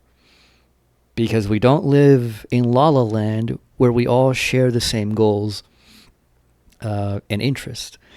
Ultimately, the way countries work is it's not like our households, a lot of people misunderstand the states as being like, oh, it's like a big household. No, it's not. The state can do things that no household could. No household can actually be like independent to the level of production that a state can. Somewhere like the United States, we can be completely, absolutely, productively independent. We can produce everything and almost source everything that we need. In every way from the United States. Is it going to be as efficient as if we source it from somewhere else? Probably not. On some places they have more of some metals, they have more of some resources, but we basically have everything in the U.S. China the same way, Russia the same way. these three countries, and like India to a certain extent, are so big that they are resource independent if they want it to be. Such that the only reason that they deal with each other is out of mutual benefit or singular benefit. And then because people have these individualist abstractions by which, one, they do live in an abstraction. You are independent to a certain, like a large extent. They can play power games. And like these are like short-sighted and self-serving, yes. But that's the reality of it.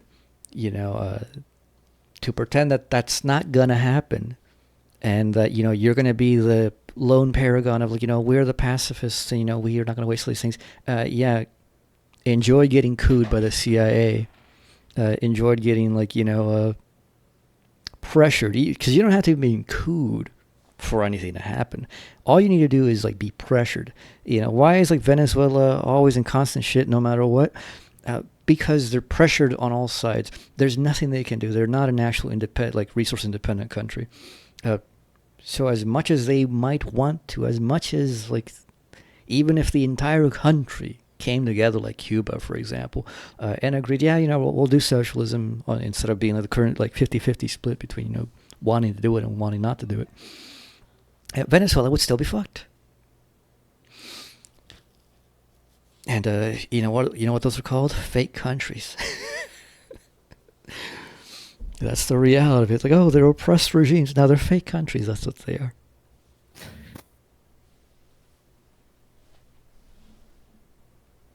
Were you going to say anything? No, I agree. A lot of fake countries. I don't know how to say this without being really cringe. Like every academic paper, there are many points I did not touch on in this video, such as the debate between the ethical schools of generalism and particularism, or how theories about the mind accompany ethics. I don't have time to make a 2-hour-long video, and I doubt most people would pay attention to that long of a video filled with pure theory. So I'll end this video with a quote from Daniel Callahan. A course in ethics is nothing other than an abstract intellectual exercise unless a student's feelings and imagination are stimulated. If you got to the end of this video, congrats. Honestly, I doubt many people will. I'm not sure if this video is even interesting to other people. Let me know your thoughts. Do you still have... Nah. So yeah, she's a relativist, basically. This whole thing's like, well, there are perspectives. Okay, yeah, what was your perspective? We should have perspectives.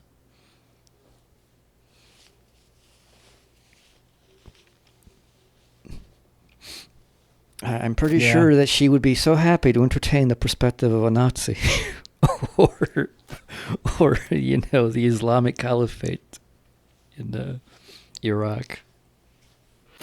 I mean, she was making up a stink earlier about, how slavery is bad in America. I wonder what justification she would have for saying that.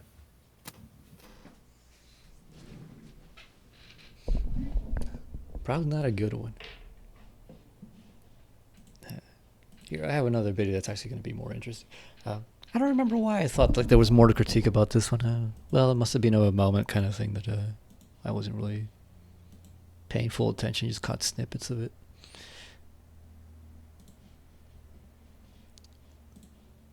Are the same for any.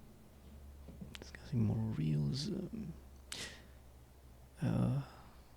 There's Eric Sampson. Okay, those arguments are worth critiquing, because he does something that seems so obviously wrong to me, but most people probably wouldn't think that it's actually wrong,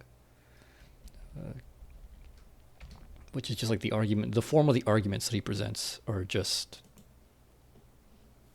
bad, in my opinion. Do moral facts exist? If you're a realist about morality, then you'll say, yes, but there is a lot of varieties of anti-realism. In previous interviews, I've critiqued, my guests have critiqued alternatives to moral realism. In fact, my guest tonight, Dr. Eric Sampson. So this is one of the interesting things. I have yet to watch a video where somebody has said, what constitutes a moral fact? And this guy, I've listened to like 3 or so of like debates with him. He never gets around to saying what it is, and nobody ever asks him, which is bizarre to me. Even the people who are like anti-realists, they never bring up the direct question, wait, what exactly constitutes a moral fact? Has joined me previously, so he probably looks familiar to you. Hey, Dr. Sampson. Doing great. Glad to be here. Thanks for having me. In our last interview, he critiqued the argument, two arguments actually. One of them was the argument from disagreement, and then the other was the argument from queerness. And these are arguments against moral realism. So we offered that in the past, but what we want to do tonight is try to offer arguments for moral realism. Yeah, well, the disagreement one, it's like, oh, well, people disagree about it, therefore it's not objective. And the response is, well, people disagree about, like, actually objective things. There are people who won't agree that 2 + 2 is 4. Like, that has nothing to do with its objectivity. Which is obvious. Queerness, they mean, like, in the ancient, outdated sense of queer, like, like, weird, vague, vague and vague kind of abstraction. Okay. I thought he was going for another perspectives approach. No. I would be surprised if this guy has any like relationship with people who talk about that kind of discourse. In fact, by the end of this live stream, you're going to see 4 arguments for moral realism.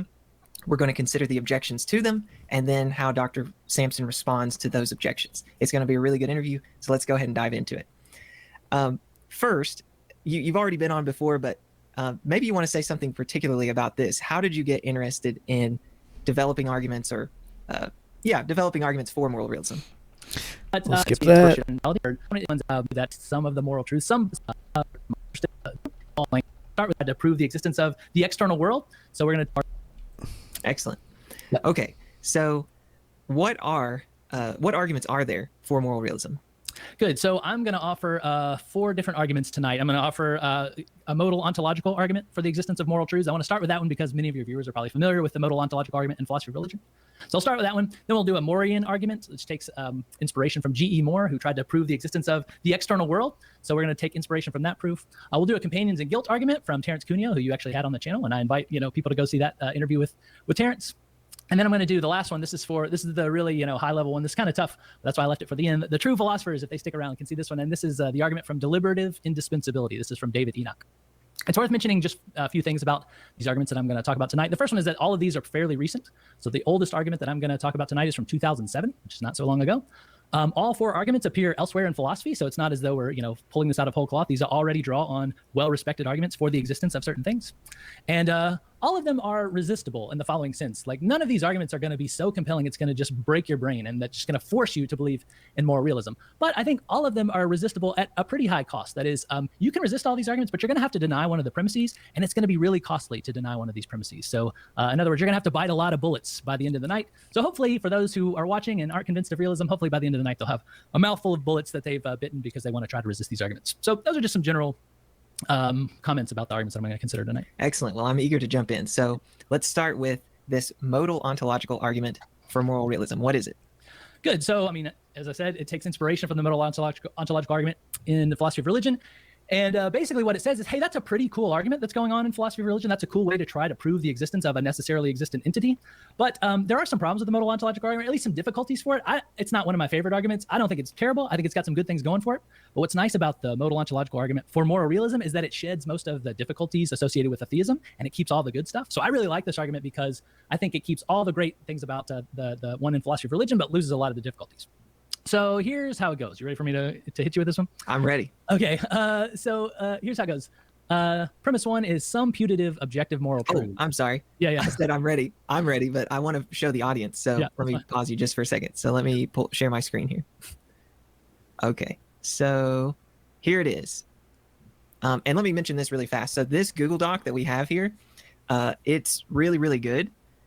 And it's going to outline everything. So if you want to go back and look at you can. This is due in part from Christian Kuhn's. He doesn't present it as another way of running the ontological argument from philosophy of religion, but that's basically what he's doing. And Michael Huemer has one he calls an ontological argument. It's similar to this one, not quite the same, but here's how you could run it the way I like it. Premise 1 is some putative objective moral truths are such that if they're true, they're necessarily true. It is possible that at least one of these putative objective moral truths is true. So at least one of these putative objective moral truths is necessarily true. That's the way it typically goes in philosophy of religion. If at least one of these putative objective moral truths is necessarily true, then at least one of these putative objective moral truths is actually true. Therefore, at least one of these putative objective moral truths is actually true. That is, moral realism is true. Okay, so you can see that the conclusion of the argument is nothing. How is it that people would not notice that this is literally sophistic? It has said nothing.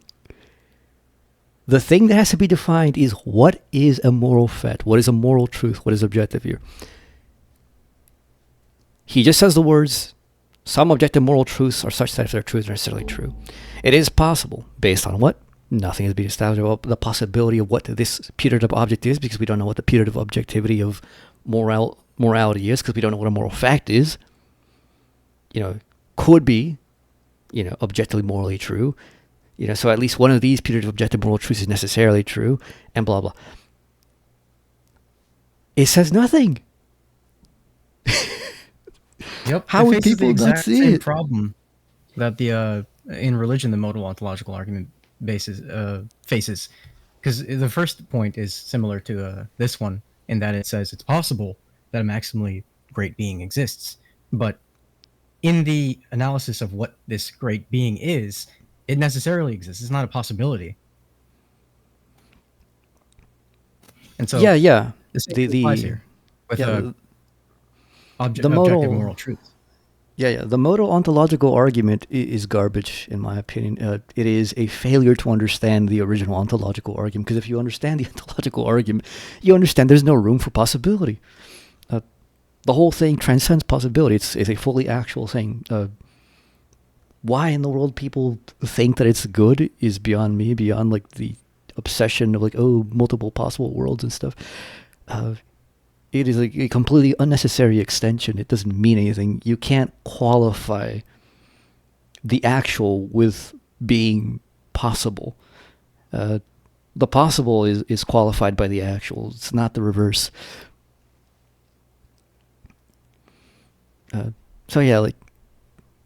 This is considered an argument, man. How? How is this considered an argument? By people who ought to know. Moral realism is what we wanted to get to, and the two key moves in this are the first two premises. After that, virtually no one disagrees with how it goes. And as a matter of fact, premise one is widely accepted. So let's look at each premise and see how we like them, and see where we could possibly resist this argument, and what sort of costs are going to be associated with that. So premise one says some putative objective moral truths are such that if they're true, they're necessarily true. In other words, look, the kinds of things that moral truths are such that they're not just contingently true. They don't just happen to be true. They're such that if they're true in one world, they're true in all worlds. And most everybody agrees with that it's not that the moral truths are such that if they're true in one world, any world that's similar to that descriptively is going to be any world that's exactly like that descriptively is going to be exactly like that morally. That's the supervenience thesis, which is pretty much universally agreed upon among philosophers. What that means is basically this: if it's morally wrong in this world to punch someone needlessly, then anytime you have a needless punching in any possible world, it's going to be morally wrong. It's not as though it's just an accident that in this world it happens to be wrong, that needless punching is immoral. So that's the basic idea. And as I say, virtually everyone accepts that that's true. So as with the modal ontological argument in philosophy of religion, the real action is in the second premise, which is the possibility premise. It says it's possible that at least one of these putative objective moral truths is true. And what do we have in mind here? We just have in mind things like it's prima facie wrong to punch somebody. It's prima facie wrong to break your promises, to humiliate someone, to throw someone off a building. I mean, any of these will do just fine. So at least for some of those, if they're true, they're not true just in. So the linchpin of the argument relies on your stupidity and ignorance. Well, this seems like it's morally true. It's like, I feel that, it's, I don't know how I could question that, murdering babies is wrong. Therefore, it's necessarily true. Prima facie, at face, first seemings are worthless in philosophy. How you could ground an argument in such garbage it's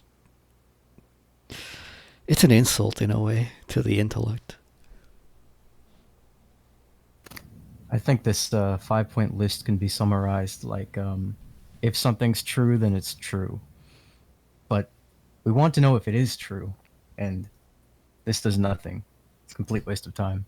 Yeah, like the whole thing is like, if an abstract thing that has not yet been defined such that we know the measure about what will count is true, then it's true.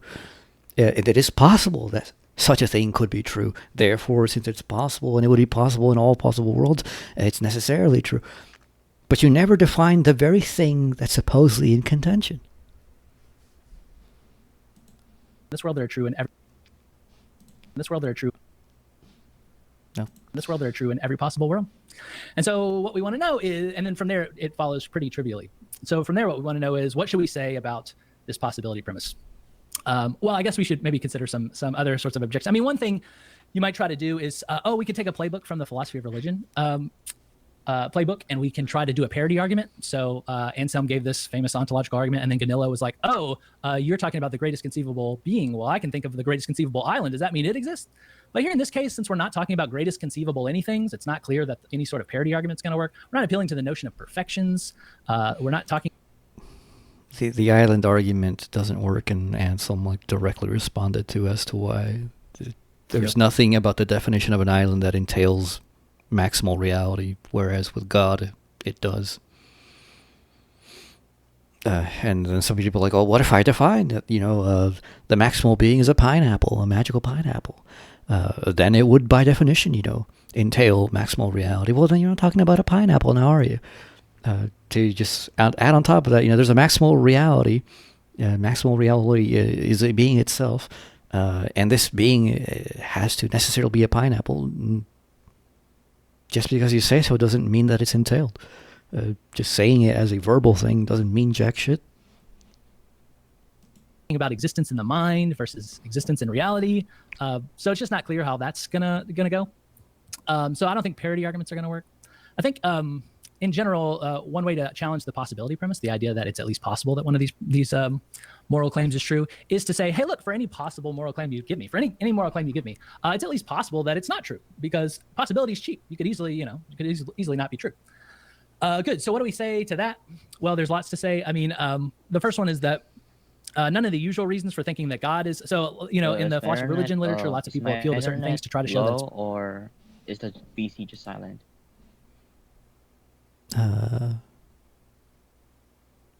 No, we're watching something. If you want to join, I linked it in VC. Okay. Just critiquing some videos. Oh, right. Possible God doesn't exist. For instance, they'll try to say, oh, well, his attributes are incoherent, so you can't. Defending the ontological argument or something? Is that what I'm hearing? No, it's just critiquing the arguments in this video. It's a moral realism video. Mm-hmm.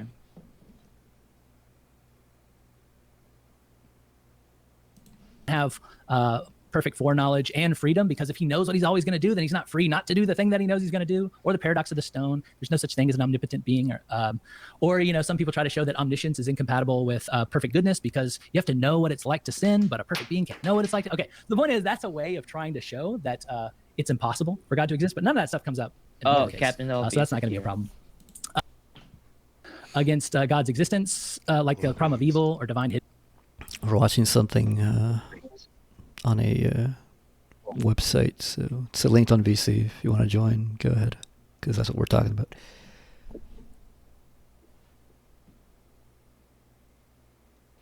Didn't this really work here? That just doesn't apply to moral truths. And furthermore, I mean, it's not clear. So it's not clear why it would be impossible for certain moral truths to be true, because none of the standard arguments against real. Right, you notice it? The reference to moral truths, objective facts, and all this, without ever telling you what these are, and yet thinking that, we can just talk about the possibilities and the necessity of this, without knowing what it is that we're even talking about. And these people get away with it all the fucking time.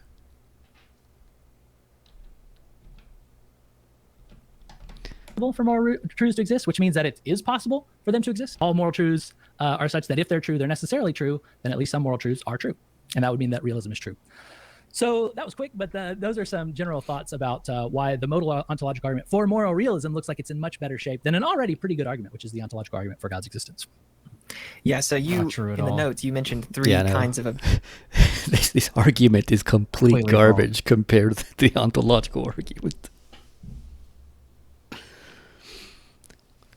Ontological arguments, basically the a truism. Yeah, the ontological argument has an actual content. We know what we're talking about. It just happens to be that it's so trivial as a consequence that it's kind of a meaningless argument. But still, it is a true argument.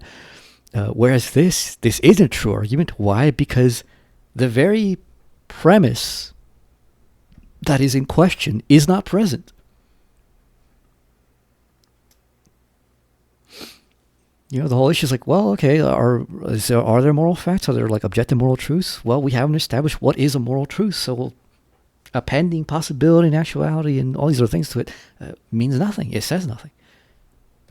Objections I try to offer, and I'm just doing this to sum up what you said. The first was a kind of parody argument, but All right, we'll skip one this of these moral guy's truths are true. They're necessary. responses. We'll skip to the next question. To show is it's really improbable, given the evidence that we have about our evolutionary origins, that realism is true. Yeah, don't care about that. Yeah, none of these suggest that. Can you guys show me a timestamp? Because that real, the kinds of arguments. That one yeah, there are try to show, look, I'll show you the on existence of something, just like Moore tried to show the existence of the external world. We'll try to show the existence of moral facts by means of a Moorean argument. Okay, and there's gonna be lots of objections, but I'll try to knock them all out. But here's the argument, and notice that the conclusion of it is that moral realism is true. So the Moorean argument goes like this: if it's pro tanto objectively wrong to punch a helpless child, then there is at least one objective moral truth. It is pro tanto wrong, objectively wrong to punch a helpless child. So there's at least one objective moral truth. If there's at least one objective moral truth, then moral realism is true. So moral realism is true. Now, yet again, well, if it seems true, it's true. Because the Moorean argument, can you believe this guy became famous for this? Like, what kind of fucking like dumbass society do we have that this was ever taken seriously? The original Moorean argument is like, well, idealism is false, and like, what's the main thing? Solipsism is false because like, here's one hand and here's another, so there's an external world. Bingo. And this is your face as well. Here's a moral fact. And since here's a moral fact, there is a moral fact, and since there is a moral fact exists. Moral realism is true. That is the most garbage. That's even a more garbage argument than the last one. At least the last one kind of pretends, by couching it in like sophisticated language. This one is just like, well, if it seems true, it's true. Yep. Same issue with not defining objective facts, objective morality, objective wrong. If it's objectively wrong to punch a helpless child, then it's objectively wrong to punch a child. What does that mean? It doesn't mean anything. Yeah, we'll skip to the next argument because there's nothing he can possibly say that defends this. 3427.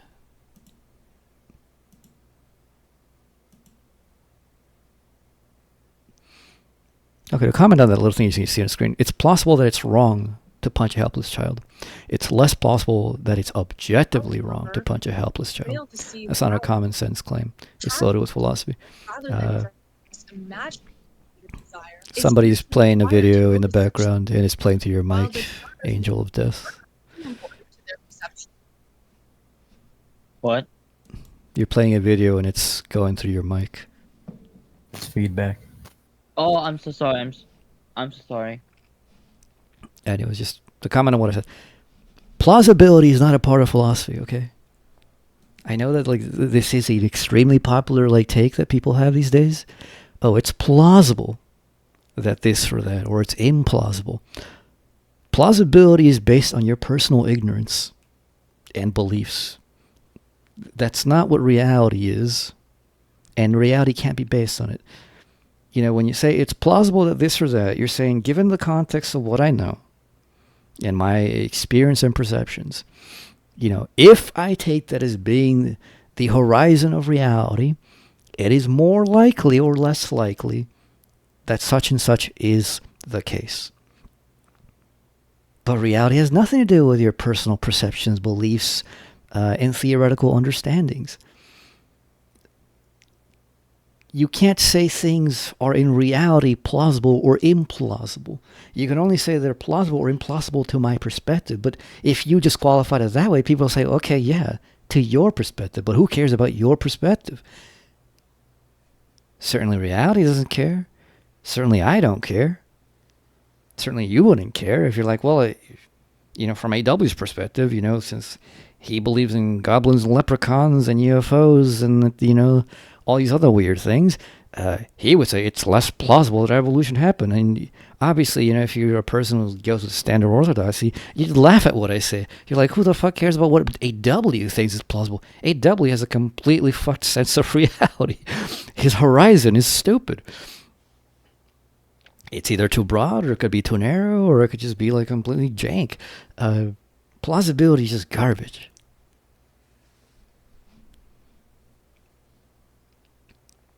It assumes too much, just on whatever it is that you might think is plausible, under whatever conditions you might think plausibility applies. The fundamental problem of plausibility is that you apply your own personal horizon as being the horizon of reality. But nobody rational would think that. Yep. Even plausibility or possibility, they're treating it as if possibility doesn't have an actuality. And this goes into the whole issue with modalism and those types of arguments.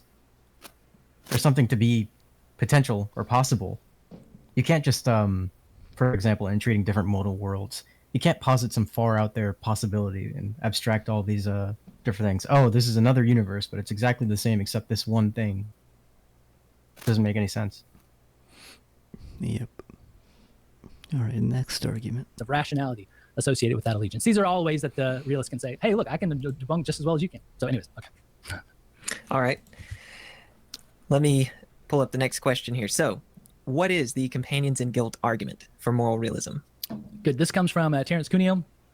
And basically the idea of any companions in guilt argument is it sort of draws the person's attention to something that they think that they're committed to and says, hey, you're committed to this thing. Objective morality is just like that thing. So if you think that objective morality has to go, then this thing that you're committed to, it also has to go.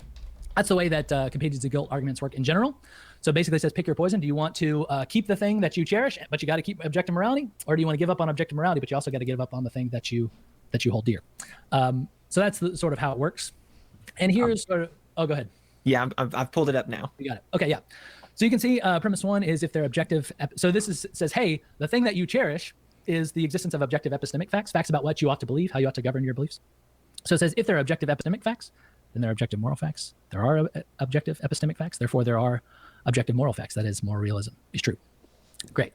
So I think most people agree that if there are objective epistemic facts, then there are objective moral facts. There may be some people who doubt that, but it's not clear how. I mean, if you already think that there are facts about the way we ought to conduct our beliefs, independent of our minds, that are uninvented, or they're rather discovered, then it's not clear how you'd say, well, yeah, there are definitely those, but not about the way that you ought to behave. That's just a totally different thing. It's sort of like, look, you're already taking on all the metaphysical baggage, all the epistemological baggage. Like, how would we know about these objective epistemic truths? You're already taking that on by believing in objective epistemic facts. So you're not really doing yourself any favors by, keeping one objective epistemic facts, but denying objective moral facts. So that one's the more the Okay, here's where it's more relevant acutely that he hasn't said what a moral fact is, because what the companions in guilt argument focuses on is the split of an intuition. One of them is that we do believe generally, most people, including philosophers and philosophy suits online, do believe that there are objective epistemic facts which have a normative force upon you. Now, what most people will, even though they don't really explicitly come out and say this, in most of the things I hear where this is brought up, the implicit thing that drives the weight of this is that it is understood that epistemic facts are facts about the world, that these have real consequences.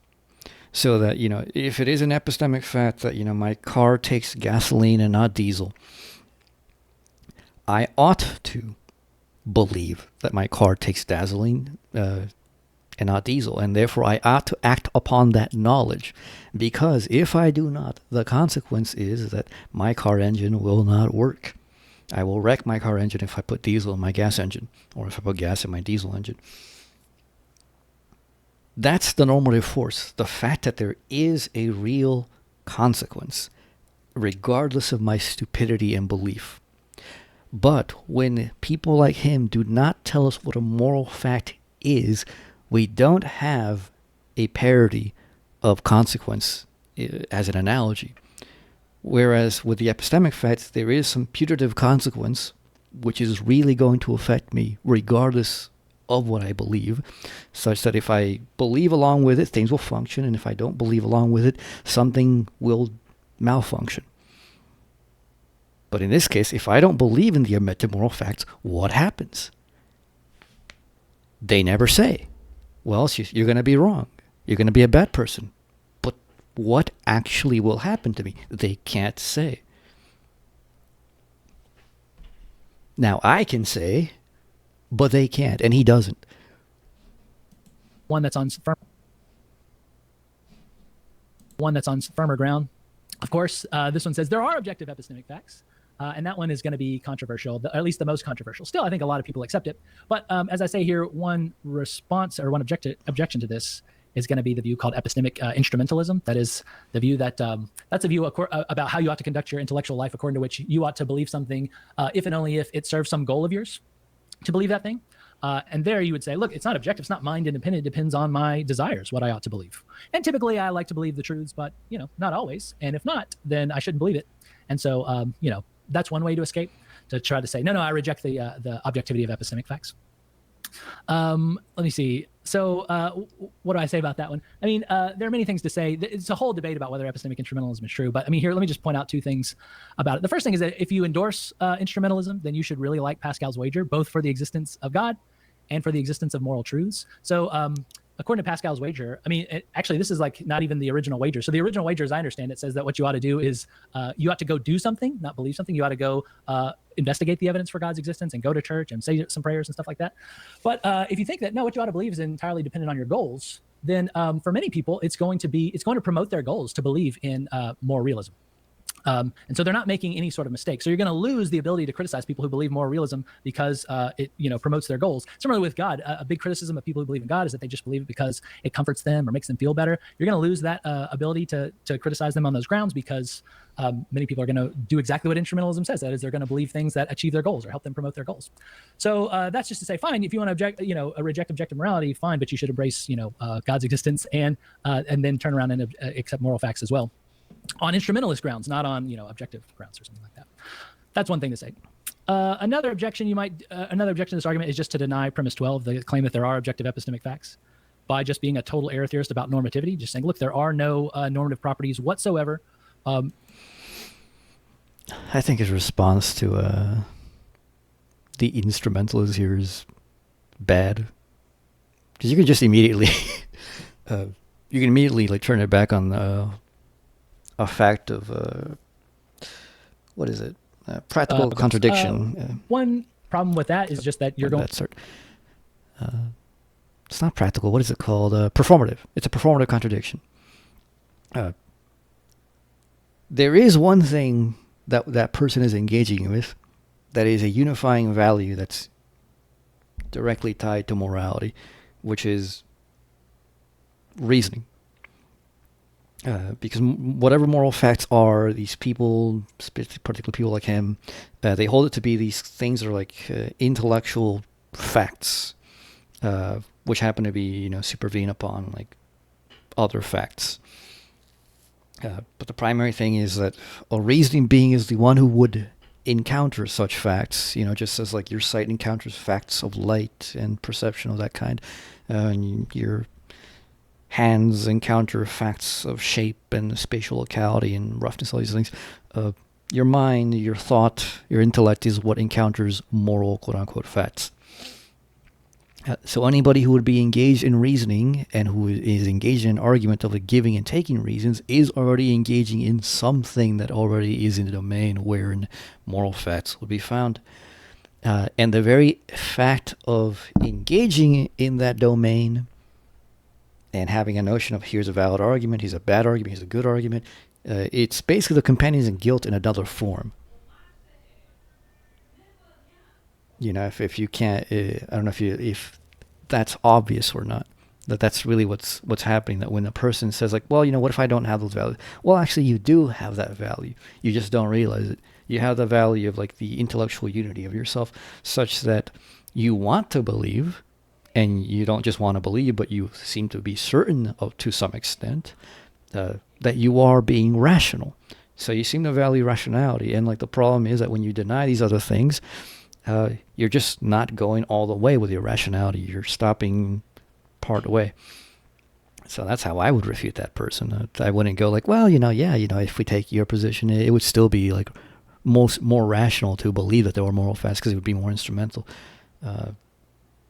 That's just kind of like putting into like, oh, well, yeah, your morality is hypothetical, but, you know, at least this hypothetical happens to work pretty well.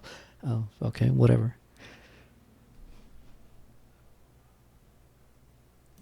Going to use all the standard epistemic properties like knowledge. So knowledge is justified true belief plus maybe some other conditions. But if you think there's no reasons, there's no justification at all, then there's no such thing as knowledge because justification is part of knowledge. So nobody knows anything. You don't know your own phone number. About my moral system. You don't know who your mom. And in one sentence, we won't get into that because we're watching a video.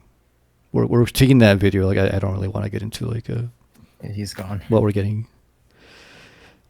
I said no, and he dipped immediately. Yeah. Is you don't know anything.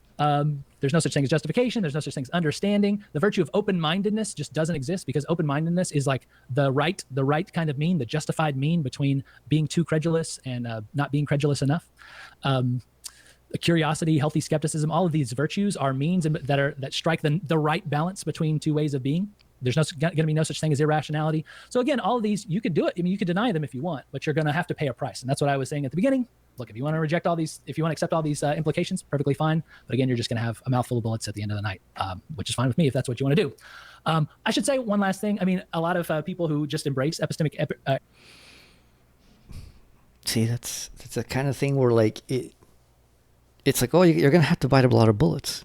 And there's a price for that. What is the price? With these people, like he's like, well, you know, it's fine by me if you want to bite that bullet. The price is just like, well, I'll perceive you as stupid. Other people might laugh at you. Most people disagree with you. That's going to be the price. Whereas, from my position, where I actually do have an understanding of what a moral fact is, I can tell you, no. The price will not be just that I think you're stupid. The price is that you are stupid. And the real price of stupidity is that you're going to fuck up on real things. You're going to harm other people on real things. You're actually going to harm yourself. So it is not merely some kind of social perception of mine where, you know, I get to laugh at you and say, oh, well, you know, isn't that funny? You know, he doesn't accept morality. You know, if one is actually sincere about those things rather than, you know, only pretending like most people do on these arguments, the price is real. You know, it's like if somebody says, well, I don't believe in gravity. I believe I can fly. The crash down to earth from, you know, 10 stories high is going to be real. And the death is going to be real. Air theory. A lot of people want to go to them and say, hey, you guys are being incoherent in some way. I actually think they're not being incoherent. I think it's a perfectly coherent view. I think it's not a very attractive view, but I don't think there's anything incoherent about it. So if you want to just be a total air theorist about everything, just at the end of the day, there may be nothing more to say to you. Okay, so just to be clear. I would agree, actually. Air theory is not incoherent because like the main thing is they just deny that there is a normative domain. The problem is that that's not a philosophical position, and that basically erases you from the very possibility of discourse. You know, those people are quite literally stupid. It is actually incoherent, not on the explicit level, but on the implicit level. That in the fact that they're making arguments and they seem to have some acceptance of arguments already refutes the idea that there aren't any normative realities. But it seems that they're not bothered by that even when people point it out. Which, yeah, that's exactly what incoherent people do. They're not bothered by their own incoherence. Here, let me put back up that argument. Okay, so I want to give some examples of epistemic facts. So I don't want totally to hear understand. examples. Suspect there are aliens, and even if you want to believe in, I don't know, whatever sort of crazy thing, you shouldn't do it. And even if you, even if you don't want to believe in something that's plainly obvious and supported by the evidence, you should do it, even if you don't want to. Fourth and final argument, and then we'll be going to questions. So, what is David Enoch's argument for moral realism? Good. So this is, as I mentioned, the most complicated one. So here he's it's an argument from deliberative indispensability. What does that mean? Well, the basic idea is this. In the philosophy of science and philosophy of mathematics, indispensability arguments are pretty popular. So many people think that electrons exist. Why do they think that? Nobody's ever seen an electron. Photons can't hit an electron, bounce back, and have us see it with our eyes. Why do they believe electrons exist if no one's ever seen it? Well, because it seems like they can't explain the world around them without appeal to the standard model, which is the model of the... For those of you who don't know, electrons suffer the exact same problem that I was talking about his moral fact suffering. Nobody actually can define what an electron is. It's an undefined entity beyond some particular range of qualities.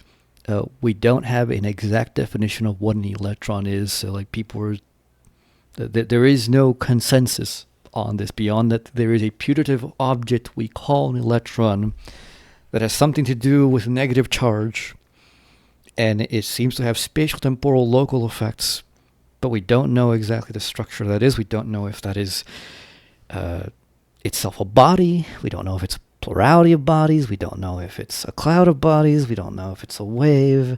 We don't know if it's just one and it just happens to be teleporting instantly at everywhere at every time. We don't know much of anything. So anything that people would say about electrons and things that depend upon electrons are always stuck with the same problems of this, that we have something that's basically undefined and we're pretending that we're saying anything meaningful about it. A lot of interesting things come out of people who have put some serious work into trying to figure out what an electron actually is. There's a lot of people with models of electrons, like ring models, body models, singular models, wave models, all kinds of things. That's kind of where the interesting stuff's at. I don't know why he calls it indispensability argument. It's basically it's a transcendental argument. A transcendental argument is something that's necessary. It's what is it? The condition for the possibility of X. So, why do we have to believe in this? Because it's transcendentally necessary. It's a transcendental condition. If we didn't have this thing, we wouldn't have this other thing that we do agree that it exists. Yeah, but analytics tend to not read anything about the history of the past, and they make up jargon for stuff that already had jargon that was well established. Atom, which includes the electron, they can't explain why matter behaves the way it does without appealing to electrons. And so because they can't explain things without appealing to them, they're indispensable. Many people think that justifies people in believing, scientists specifically, in believing that they exist. Even though they've never seen it, they can't continue their science without positing those things, and that justifies them in believing it exists. Similarly, a lot of people think you can't do physics without appealing to mathematical claims. And so if you can't achieve this thing that is very important for the purposes of human beings, that is the scientific enterprise, without appeal to numbers, then you're justified in believing that there are numbers. And now he says, yeah, that's a perfectly good argument. Explanatory indispensability is a good justification for believing that something exists. But also, there's this other kind of indispensability, deliberative indispensability, and it's just as respectable. And it also grounds commitment to certain things, specifically realistically construed normative truths. So basically, if you wondered, wait, why does indispensability for the purposes of science justify you in believing that something exists? The idea is, look, there's this project that's very important to us, trying to understand what happens outside of our minds. We can't do it without positing these things. That justifies us in believing they exist. There's this other thing we can't do. We can't live our lives. It's crucial. It's central to our lives, just as explaining things outside of our mind is. It's deliberating, thinking about how we ought to behave, how we ought to live. We do it almost, virtually every second of every day. And it presupposes that there are mind-independent normative truths. And that justifies us in believing that they exist. Okay, so that's the broad outline. Let's see the details of how it works. Yeah, I'm pulling it up right now. Okay. So here.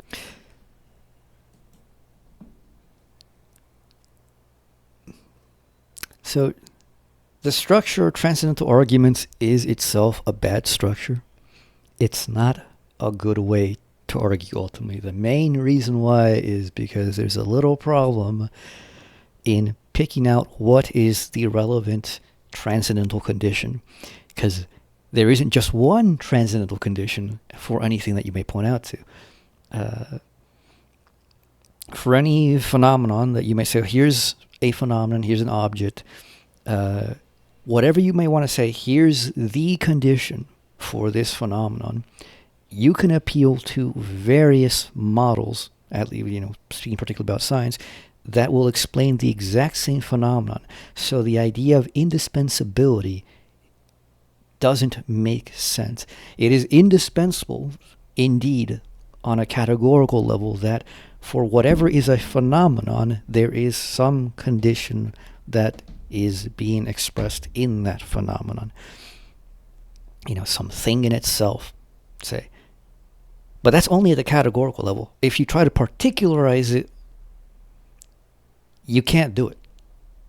Because all of a sudden, okay, we see this thing that we call, say, cosmic microwave backward radiation, of which I'm personally skeptical of in a complete sense, in which I don't know whether it's true or not. I don't think we can tell. But even if you accept it and you say, okay, there is this phenomenon, it's not clear what is supposed to explain this phenomenon, because many things apparently align with being conditions for it. Someone like Pierre-Marie Robitaille says that the radio emissions of the Earth's oceans are in the exact same range as what is read by, and interpreted as being cosmic microwave backward radiation. The Big Bang Theory says, no, it's not water. It's just the afterglow of the Big Bang when it first happened, 14 billion years ago or so. And then other people have other interpretations like, no, this is just the hyper-distant glow of like stars that are like really, really, really far away in an infinite universe, such that, matter occludes in such a way that even though there's infinite stars, there's not infinite light, because matter gets emitted and reabsorbed and re-emitted and absorbed and eventually just kind of vanishes out in the middle of nowhere. And we still have only a finite amount of that radiation that hits us, and that's what we see as microwave backward radiation. So it's just a bad argument structure for anything that is going to be phenomenal, be it physical, be it sensuous, even just the sheer immediacy of consciousness. We cannot in fact say what is the transcendental condition, what is the indispensable condition, because we don't have the actual nature of reality present to us as some kind of given fact. So even on just the form of the argument is not good. So this particular form of the argument is also not good.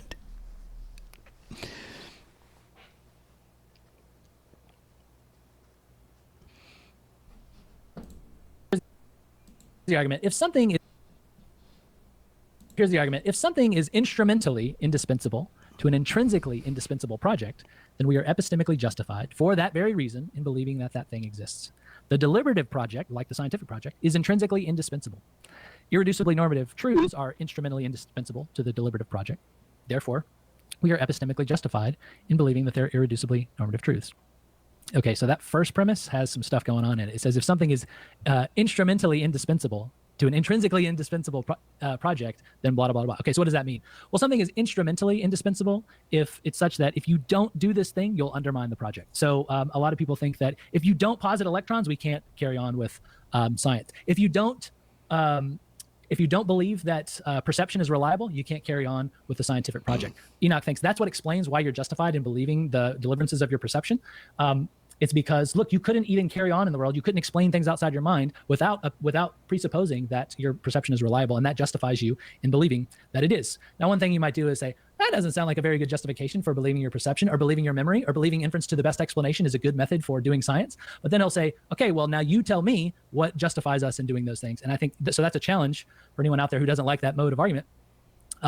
Well, you tell me what explains why we can believe that our perception is reliable, or why inference to the best explanation or induction are good modes of reasoning in science.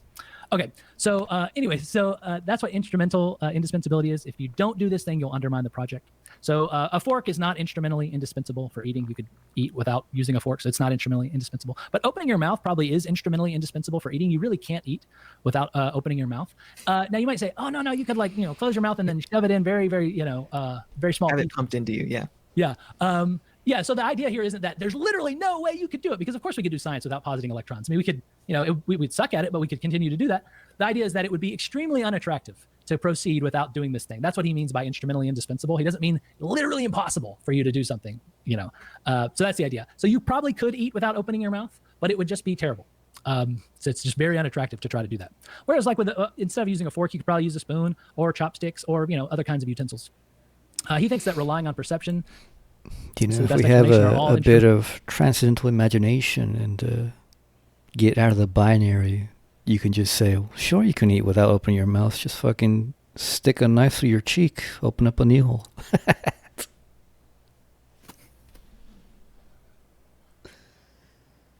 Or be one of those people who's got like throat cancer and have like the fucking, or not throat cancer. Is it throat cancer? It's the ones where like it fucks up their voice box so much that they can't speak. Yeah. So they have that throat thing that they speak through. Mm-hmm. Yeah, just eat through that. You don't have to open your mouth.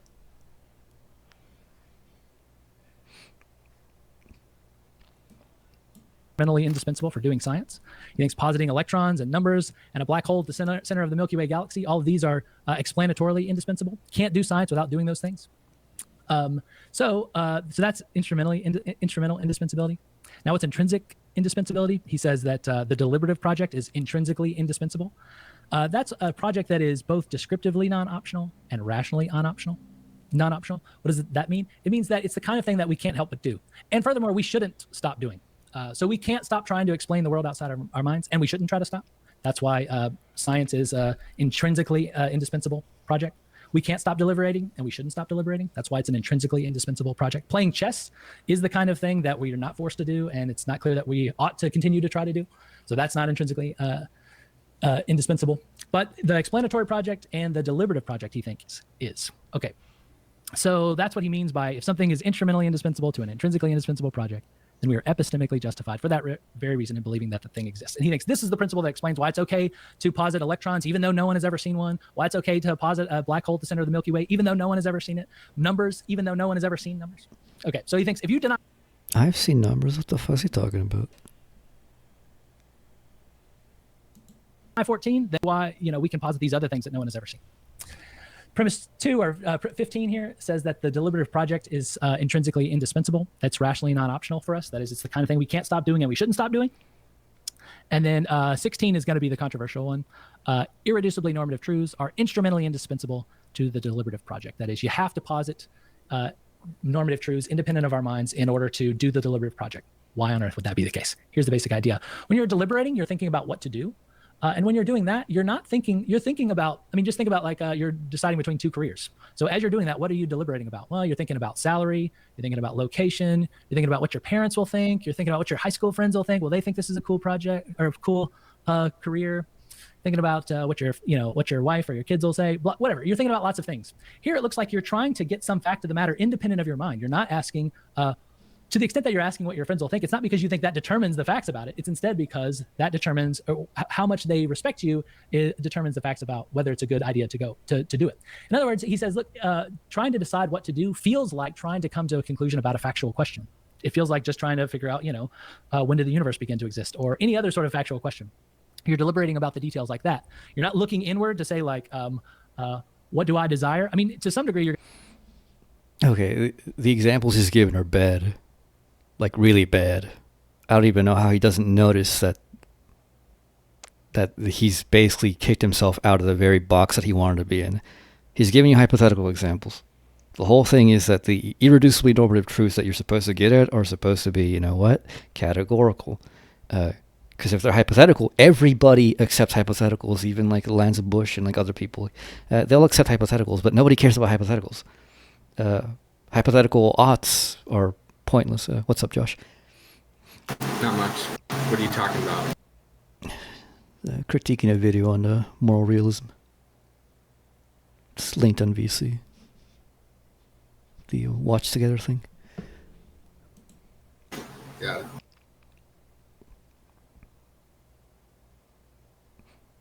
So anyways, the link of, okay, we deliberate, and then what do we deliberate about? All that he gives are hypothetical deliberations. Nobody questions hypothetical deliberations. Everyone you meet, except like somebody who like absolutely like believes that there is not even subjective teleology, external teleology, like on our projected end, will agree with this, which is the vast majority of people, including the online suits. What you will mostly get people pushing back on is the idea of like the irreducibly normative truths, which are categorical. And he has provided nothing of the kind. Going to think about that, but you could get it wrong because you can think about past decisions you've made where you did what you desired, but you were just wrong about it. So you don't think that merely acting in accordance with your desires makes it the case that that's what you ought to do. So in other words, what he thinks is when you're deliberating, you're trying to come to a conclusion about what's true independent of your minds. And that could be true only if you're thinking that there are mind-independent normative truths. And if that's true, then it's indispensable for the project of deliberating. And if it's indispensable for the project of deliberating, which is an intrinsically indispensable project, then you're justified in positing their existence. And so you're therefore we're epistemically justified in believing that they're irreducibly normative truths. Now that's not quite.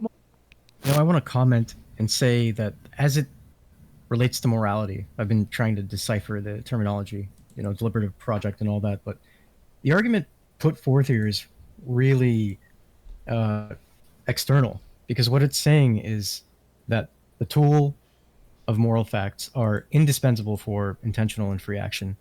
And as a transcendental argument, it doesn't really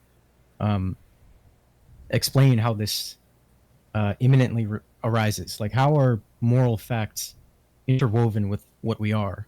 And where's like the normative force for the existence of moral facts beyond asserting the importance of this deliberative project, aka intentional action? Yeah, that's the issue. He still hasn't said what a normative truth or a moral fact is. You just say those words and they leave them open. Because once he said it, then it would be clear. Oh, what is it that's irreducibly necessary? Well, in the deliberative project, he's already said, we're trying to get at some fact of the matter.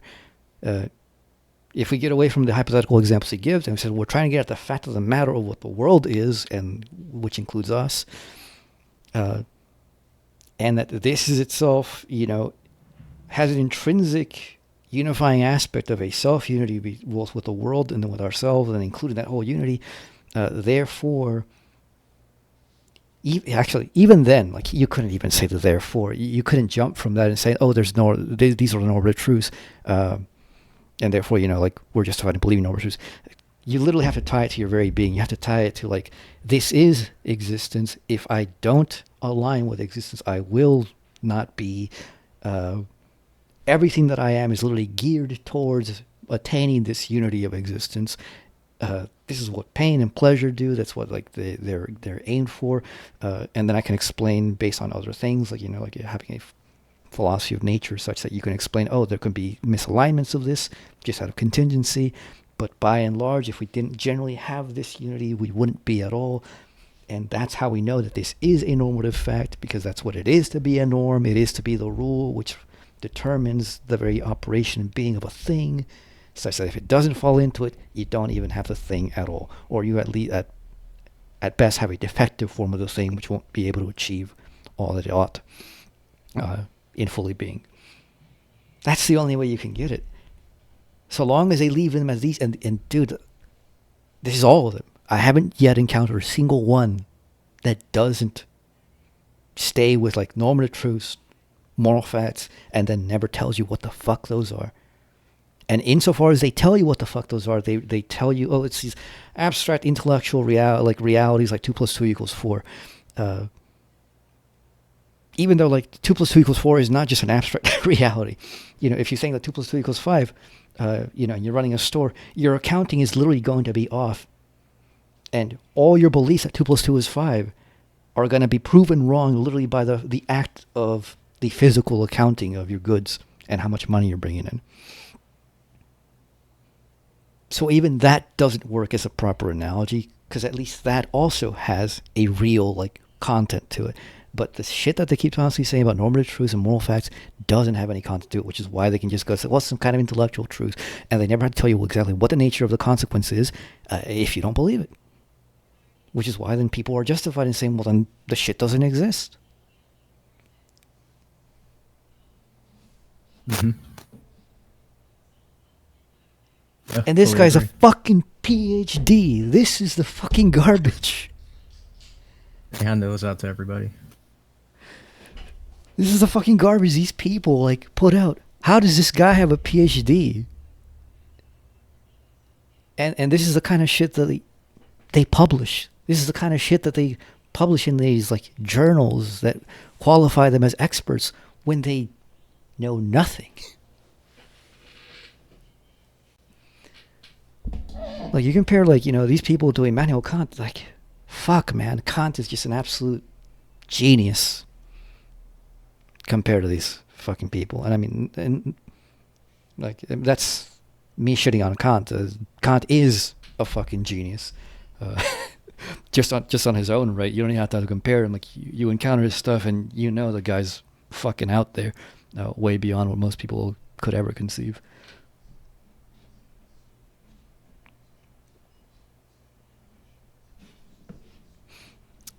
So there's that video.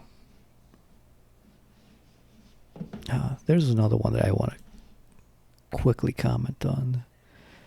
It's got some morality really around that. weird stuff.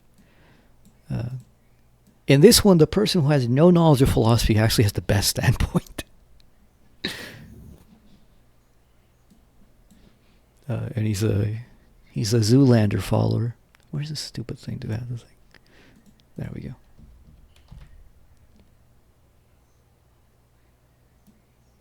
Yeah, that makes sense, unsurprisingly. Like, if you're trying to follow along with all this jargon, it's pretty important to clarify the basic things, like, what is a moral fact?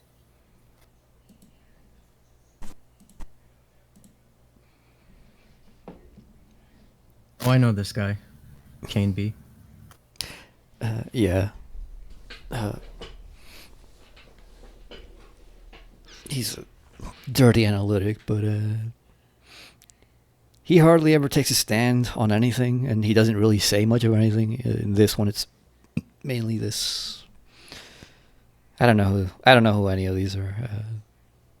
This guy seems to like the guy on the right's some kind of atheist YouTuber. I don't know who this woman is. I do know who the Kane B is guy because like he comes up if you search up anything related to like analytic topics. Mm-hmm. There's something that they say. Gotta like look over the script on this.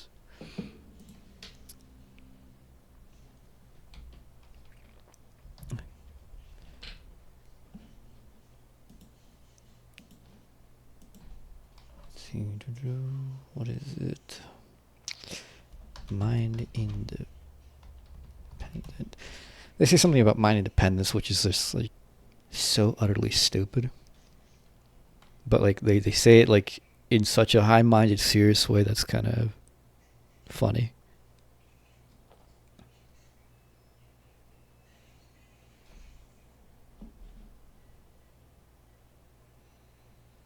I think it's 8:47. Let's see.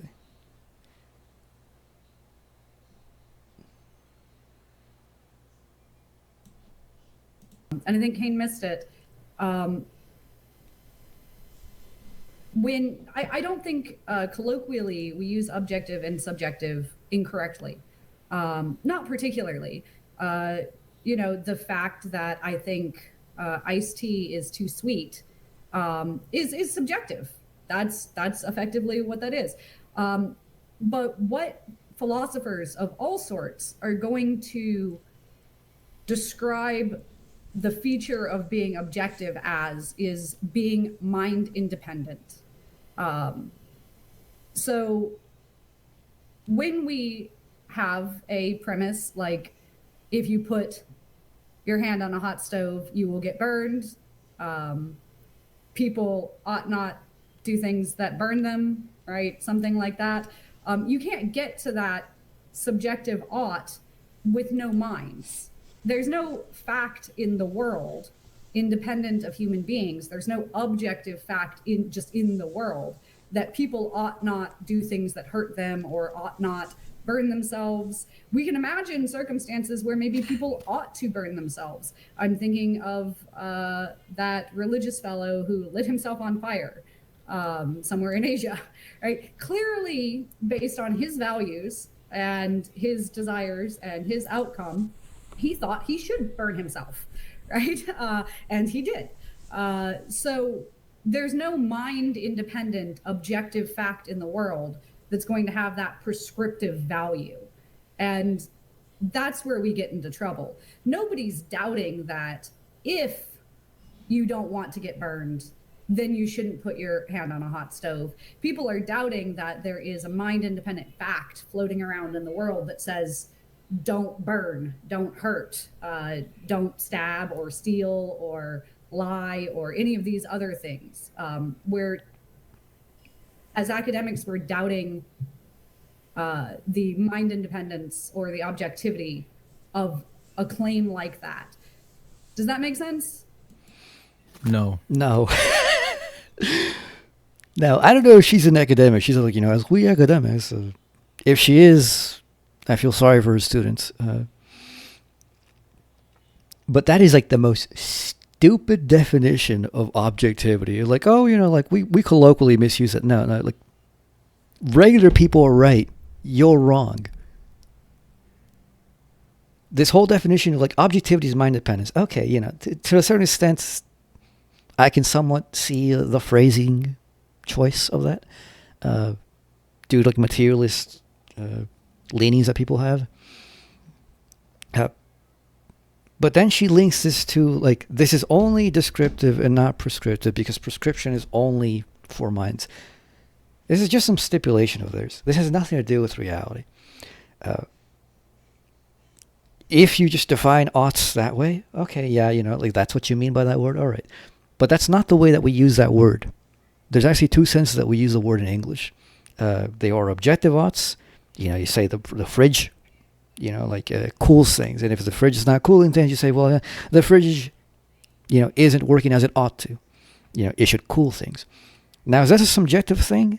To a certain extent, in the fact that, we're the ones who make fridges, yeah, it's subjective to that extent. But in the fact, like, the fridge has a design by which what it is leads to a consequence of what it does, so that when it's functioning as a fridge, that it is a fridge, it's going to cool. Therefore, that's the link of the ought. We say, this tomato seed, if I plant tomato seed, it ought to grow into a tomato plant and grow some more tomatoes. Now, am I the one who's like making it a fiction that, this is what tomato seeds do? No, that is what they do. That is what it is to be a tomato seed. Currently, yes, it's a seed. That makes sense to me. So once you introduce that into an argument. So when you have the tomato seed, the ought is the consequential phases that are yet to come, which are inherent to what it is. Now, that doesn't mean that it will become that, because, it could be a defective tomato seed, genetically wrong. It could be cooked. It could not ever encounter the conditions in which it would grow. Not the right soil, not enough water, too much water, not enough sunlight. Now, many things could go wrong, but that doesn't change the fact that the tomato seed, because it is a tomato seed, ought to grow into a tomato plant and make tomatoes. It's not going to grow cats. It's not going to grow a human baby. It's not going to turn into a flaming ball of gas. Those are objective odds, the objective or categorical odds, as I call. And then there's the hypothetical odds. What she's talking about is hypothetical odds. Now, even the example she gives is like, oh, you put your hand on the stove, and it literally cooks the flesh on your hand, and you pull it away, and you say, well, I ought not to. You ought not to burn yourself. And she says, well, that's just a projection of like the hypotheticals of if you don't want to get burned. No, the reason that pain and pleasure are there as a conditional fact of your reality is precisely because you ought not destroy yourself. Now, being burned is one way that your body already knows that you're destroying yourself, so you instinctively move away. That's why you feel pain. You don't feel pleasure, because if you felt pleasure, you would just keep burning yourself, and then you'd die. And if all the human race was that stupid, we'd all be dead, and there'd be no humans. And clearly, living beings do not come into existence just to die. That would be stupid. Just like matter doesn't come into existence just to collapse into a zero-dimensional singularity, an absolute black hole, let's say. It wouldn't make any sense, not only on a rational level of purposes, but it wouldn't make sense on an existential level of what it is to be anything. If things were contradictory, they would just be nothing. And that's the level at which categorical oughts work. If I remember this correctly, they go on and say even something more stupid, which is that part of the reason why they don't believe that there are actual objective oughts is that whenever you give a reason for something being moral that you ought to do it, they can just say, well, I don't want to do it. And then what of it?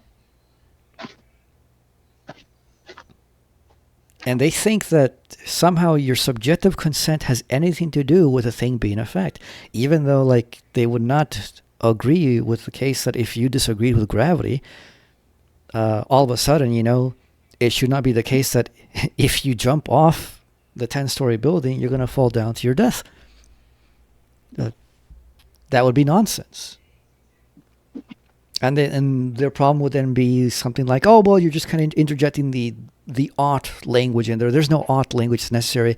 It's just the fact that, if I jump, I will fall down and I will die. But it's not that, if I jump, I ought to fall down.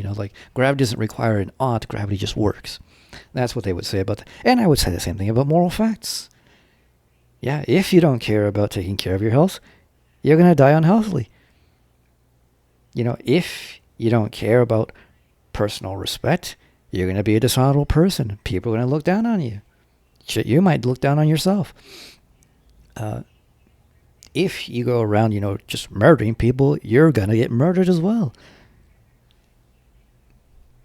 And whether those things fully come to pass or not, it is as a consequence of the things that you do and what you are that certain things will categorically be entailed in that, even if you don't recognize it.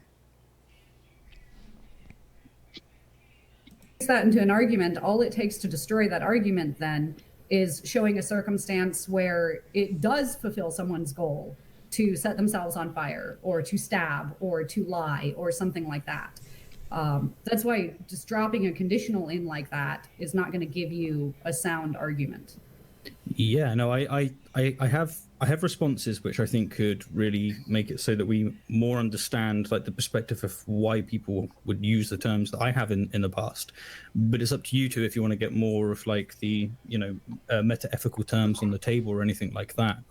Ultimately, your show. I just want to. But I'm. This is keen. This is good. Kane, also, yeah, I know I kind of took that in a different direction than you went, so sorry about that. I don't mind. I had no particular plans for the direction anyway. So. Okay, cool. So you said I find tea sweet, and you described iced tea. Sorry, not tea. It has to be iced tea. Okay. Okay, so you find iced tea sweet, and you said that was subjective. Too sweet, but yes. Okay, too sweet. Okay, you. This is how Cole finds. Are. Yeah, no, that's okay. It's okay, but yeah. So you've got some proposition about you and about your like or dislike for taste, and you described it as subjective. See, I think a lot of people would describe that as objective. In the It's sense kind of of, both. yeah, It's yeah. kind of both. So on one hand, yes, it is objectively true that I find iced tea too sweet. That is an objective fact. Or, I mean, it could be false. I could be lying. All right, we'll skip that because it's not very interesting. I'm trying to look through the script because there's some. I think there needs it needs to be stated that what people are missing here is the link between morality and ethics and an ontology. What you are, aka human, is what you ought to be. Humans are social beings, thinking beings, creative beings, and so on. And at a base level, you ought to maintain your being. And this isn't something people all subjectively agree with. I don't think, well, it's not the case that ethics in society is based on consent, and it doesn't make sense for it to be. I'd be very surprised if she would agree to a hypothetical society where everyone just murders each other at the slightest conflict. I think that she does actually bite the bullet on that. Like she's Really? she's a relativist, and she's like, oh, there's just no odds, and you know, like it's just preferences and things, hypotheticals. You know, I can't see. She goes on about like how, you know, we can't really say that these things are wrong or right, and she's like, well, I would prefer not to live in those societies. That's as far as they take it.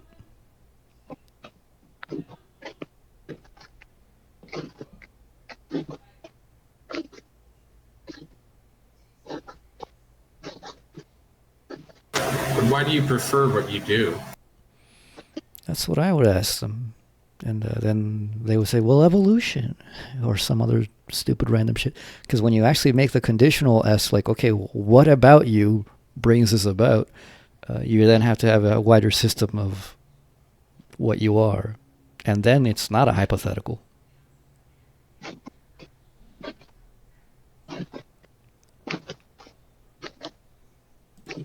So let's see, somewhere 1358. Minds to perceive.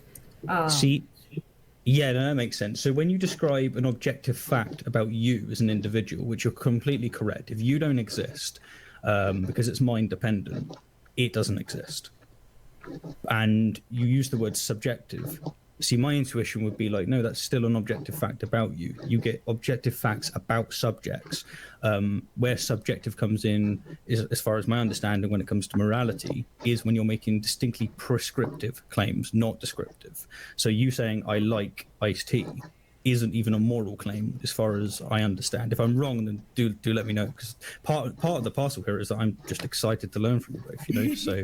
So and I already have, by the way. So thank you for your time in privately as well. Yeah, so one's just a claim about me, and the other is a claim about a property that this thing has. So to convert it into moral language, I could say something like, I think abortion is gross. I think abortion is immoral. I think Chat abortion thing ought is not linked be on done. VC. And We're all watching of video. these would be true insofar as I think those things. I don't. I'm Cool. super I'm out pro-choice. for a walk. But Be able to watch, but I'm just chilling. or false, right? We can evaluate that, but that's a question about me, not a question about the moral status of abortion. So if you want to drop the I think, right, which did she not see the connection there? Anyone who's in school, stop. That's why first person's not allowed in essays, because nobody cares. I'm sorry, what did she say? So did she not see the connection there? What did she say at that point? It was making prescriptive claims and what is objectively the case. She brought it up I think in reference to abortion. You know, should I get an abortion? And the case of if abortion is good. Because to me, there's a clear connection between what you should do and what is good. But I guess this is what is missing from all these discussions.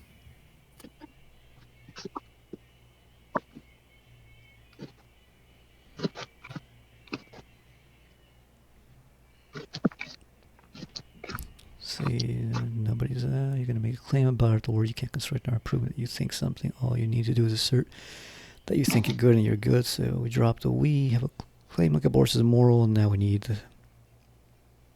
Okay, now that's be afters.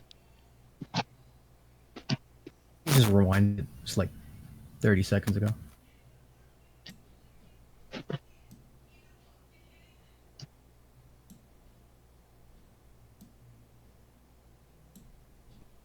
I think abortion is immoral. I think abortion ought not be done. And all of these would be true insofar as I think those things. I don't. I'm super pro-choice. But or false, right? We can evaluate that. But that's a question about me, not a question about the moral status of abortion. So if you want to drop the I think, right, which just note to anyone who's in school, stop. That's why first person's not allowed in essays, because nobody cares what you think. If you're going to make a claim, make it about the world. You can't construct an argument proving that you think something. All you need to do is assert that you think it, and then you're good. So if we drop that off there, what we have is a claim like abortion is immoral. And now we need to, that's an objective claim about a moral property of abortion. We've now entered the realm of people making these kind of objective claims where... To call this stuff properties is like stupid to me. I hate property talk. It's completely like unnecessary. Like either the thing is moral or it's not moral. It's not, oh, it's got the property of being moral. I mean, Hegel says something like that's so obvious when you think about it in the Science of Logic. I don't know if you've read. Oh yeah, you haven't read the Big Logic. It's somewhere in chapter either like, yeah, it's one of the remarks of chapter 2, I think, where he goes like, well, what is it's right before or after something, and which he says like, you know what is the property of thing is what is proper to it. You know, proper to its nature, given what it is. When I first read that, I was like, whoa. Yeah, because at that point, it wouldn't be an addendum to the thing. It would belong to the thing. Yeah. So, like, when people speak about properties like she just did, like, they speak about it as like, oh, it's this thing other than the thing that's added to it. Whereas Hegel says, no, like a property, like a real property is just basically what we would normally call an essential aspect of it. Yeah, I think stripped of every property would not be anything at all. Mm-hmm. Has the quality of being moral or immoral. And again, conditionals aren't going to help you here. Hypothetical imperatives aren't going to help you here because the claim that's being made is about abortion itself. Yeah, no, I see where you're coming from there completely. The distinction between, like, would I be right in saying that when you say, I think it's immoral for abortion, for instance, you're not making a moral statement at all. You're describing a fact about your state of mind. It's an objective statement. Yeah, you can. I think it is properly understood that way. Kane, I don't know if you agree or disagree. I said some fairly, not like controversial stuff there, but I unpacked that in an interesting way. Okay, I mean, I would not be comfortable saying that I think abortion is immoral is not a moral statement, only because if we're being, you know, pedantic and technical about it, then it is just a statement about a claim that's strictly a fact about the individual. All right, this part of the discussion is not subjective evaluations of things and their objective claims. And I'm firmly in a different one to many others, it seems. So this is really refreshing and good. So maybe I've misunderstood something here. I wouldn't say that the claim that iced tea is sweet is, or indeed I think iced tea is sweet, or I feel iced tea is sweet, or anything like that is a moral claim either. I mean, I think nobody was. I don't. Yeah, no one. No. I was just trying to bring what you were saying back into things, Kane. Yeah, so basically, if you had it so someone made the statement, I find iced tea sweet. I think that's where a lot of the confusion comes in, why I wanted to bring Kane's point back to the fore. And Kane, I feel like you make the point better than I do, so it'd be great if you wanted to pick that up. I don't know. I don't actually know what point you're referring to. Really? Yeah. About the more important... This is my favorite. Wanted to call myself a moral realist, and I still almost feel like it's the right way to say it because of the way in which so many people I know it's interesting, but I know that it's not correct. Thanks to you both, letting me know basically. But I want to say that there are moral facts in reality, but the way in which that's nested in the context of moral philosophy is that that's equivalent to saying that there are categorical imperatives, and I don't think that's true. So I would have to, under that rubric, under that heading, I would have to say I'm not a moral realist. But then that puts me in the camp of a load of apathetic people that frustrate. At least they got one thing right, that to be a moral realist, you basically have to be a Kantian. Of some sort, or at least have entailed in your view like some aspect of categorical imperatives, which makes you like at least a Kantian plus. The hell out of me. And so I don't like that at all, because all the people that I see which largely do fall into technically anti-realists who are doing things in the field where they are actually trying to make moral progress, if you will, they call themselves realist, which is why I've in the past followed that pursuit. But you guys bringing up the fact that actually, because I don't believe in categorical imperatives, I don't think that it's necessarily just wrong to murder or wrong or right that you should fulfill your well-being. I don't see any of this. I am an anti-realist.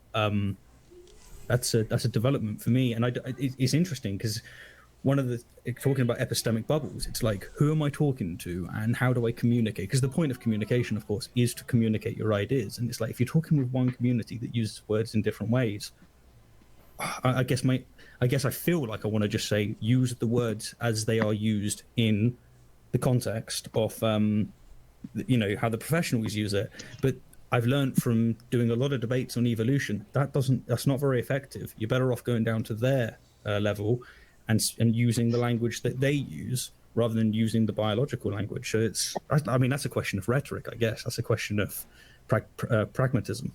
I am a bit curious how you're conceiving of what anti-realism is, because it seems to me that it would be kind of absurd for somebody to deny that there's a fact about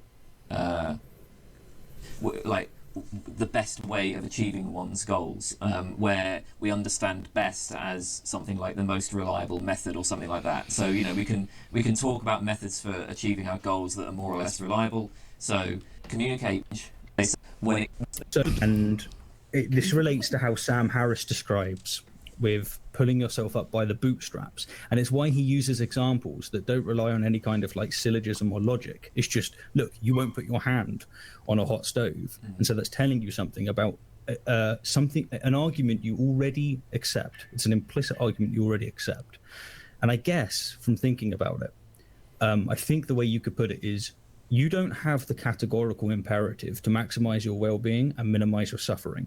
And I mean this in like that Bentham sense of sometimes it might be that suicide is your best option. That still counts under this rubric of the right thing to do according to your own well-being. And we can tap into that because it's reductive, and I appreciate that there's issues with it, but you're going down that fact. So you've got it in this situation where there's no categorical imperative that says that you ought to serve your two sovereign masters, but people do. Everybody you meet are doing everything they can to serve those two masters. All of their actions do it. I actually find that proposition very, very convincing.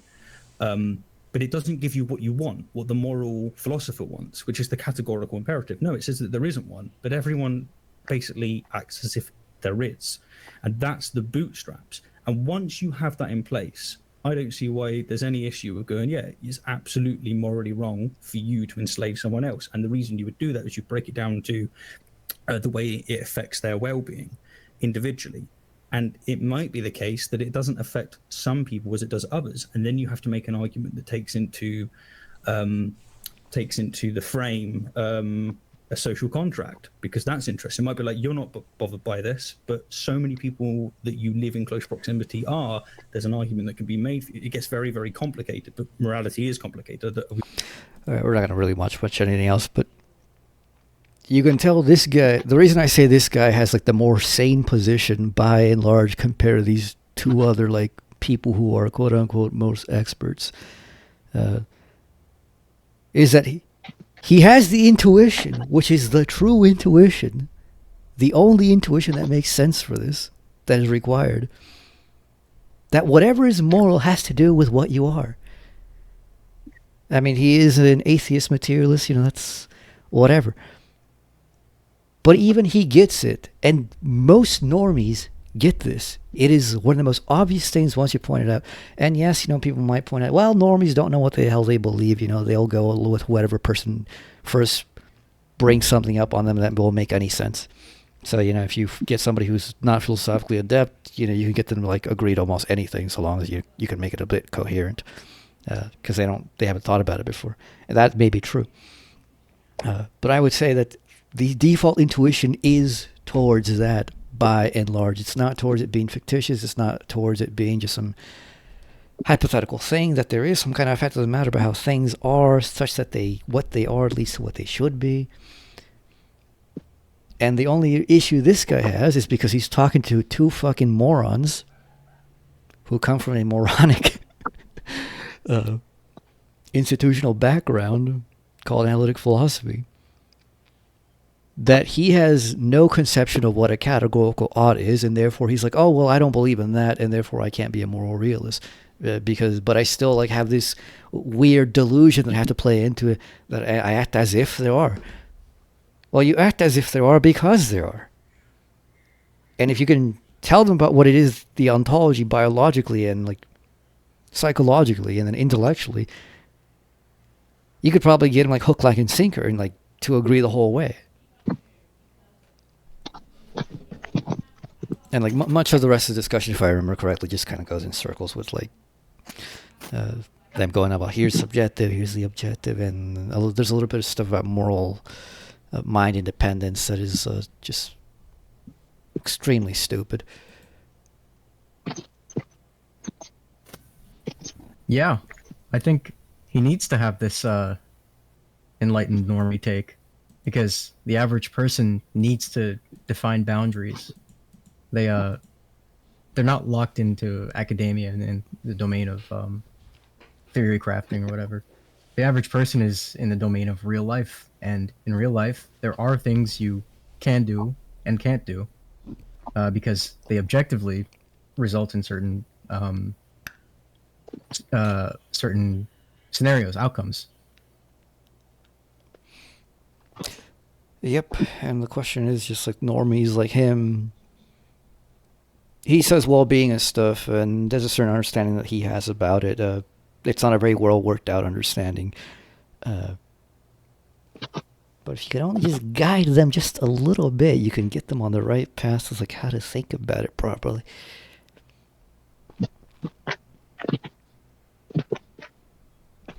Anyways, that's all I had to watch, really. Probably the most interesting one was the middle one, because they had actual arguments. Unfortunately, a lot of these quote-unquote debates or discussions, oh my god, dude, like they're rambling around the same like 3 or 4 points for like hours. It's kind of sad. Anyways, we've been rambling around the same 3 or 4 points, I suppose, for like the last 2 hours. So, anyways, that'll be it for those of you who enjoy these kind of things. Comment below, let us know. I will probably be having actually much less time in the future because job possibilities for a while. But I should at least have like a day or so a week that I have free. So we may find other things to critique. All right. See you around.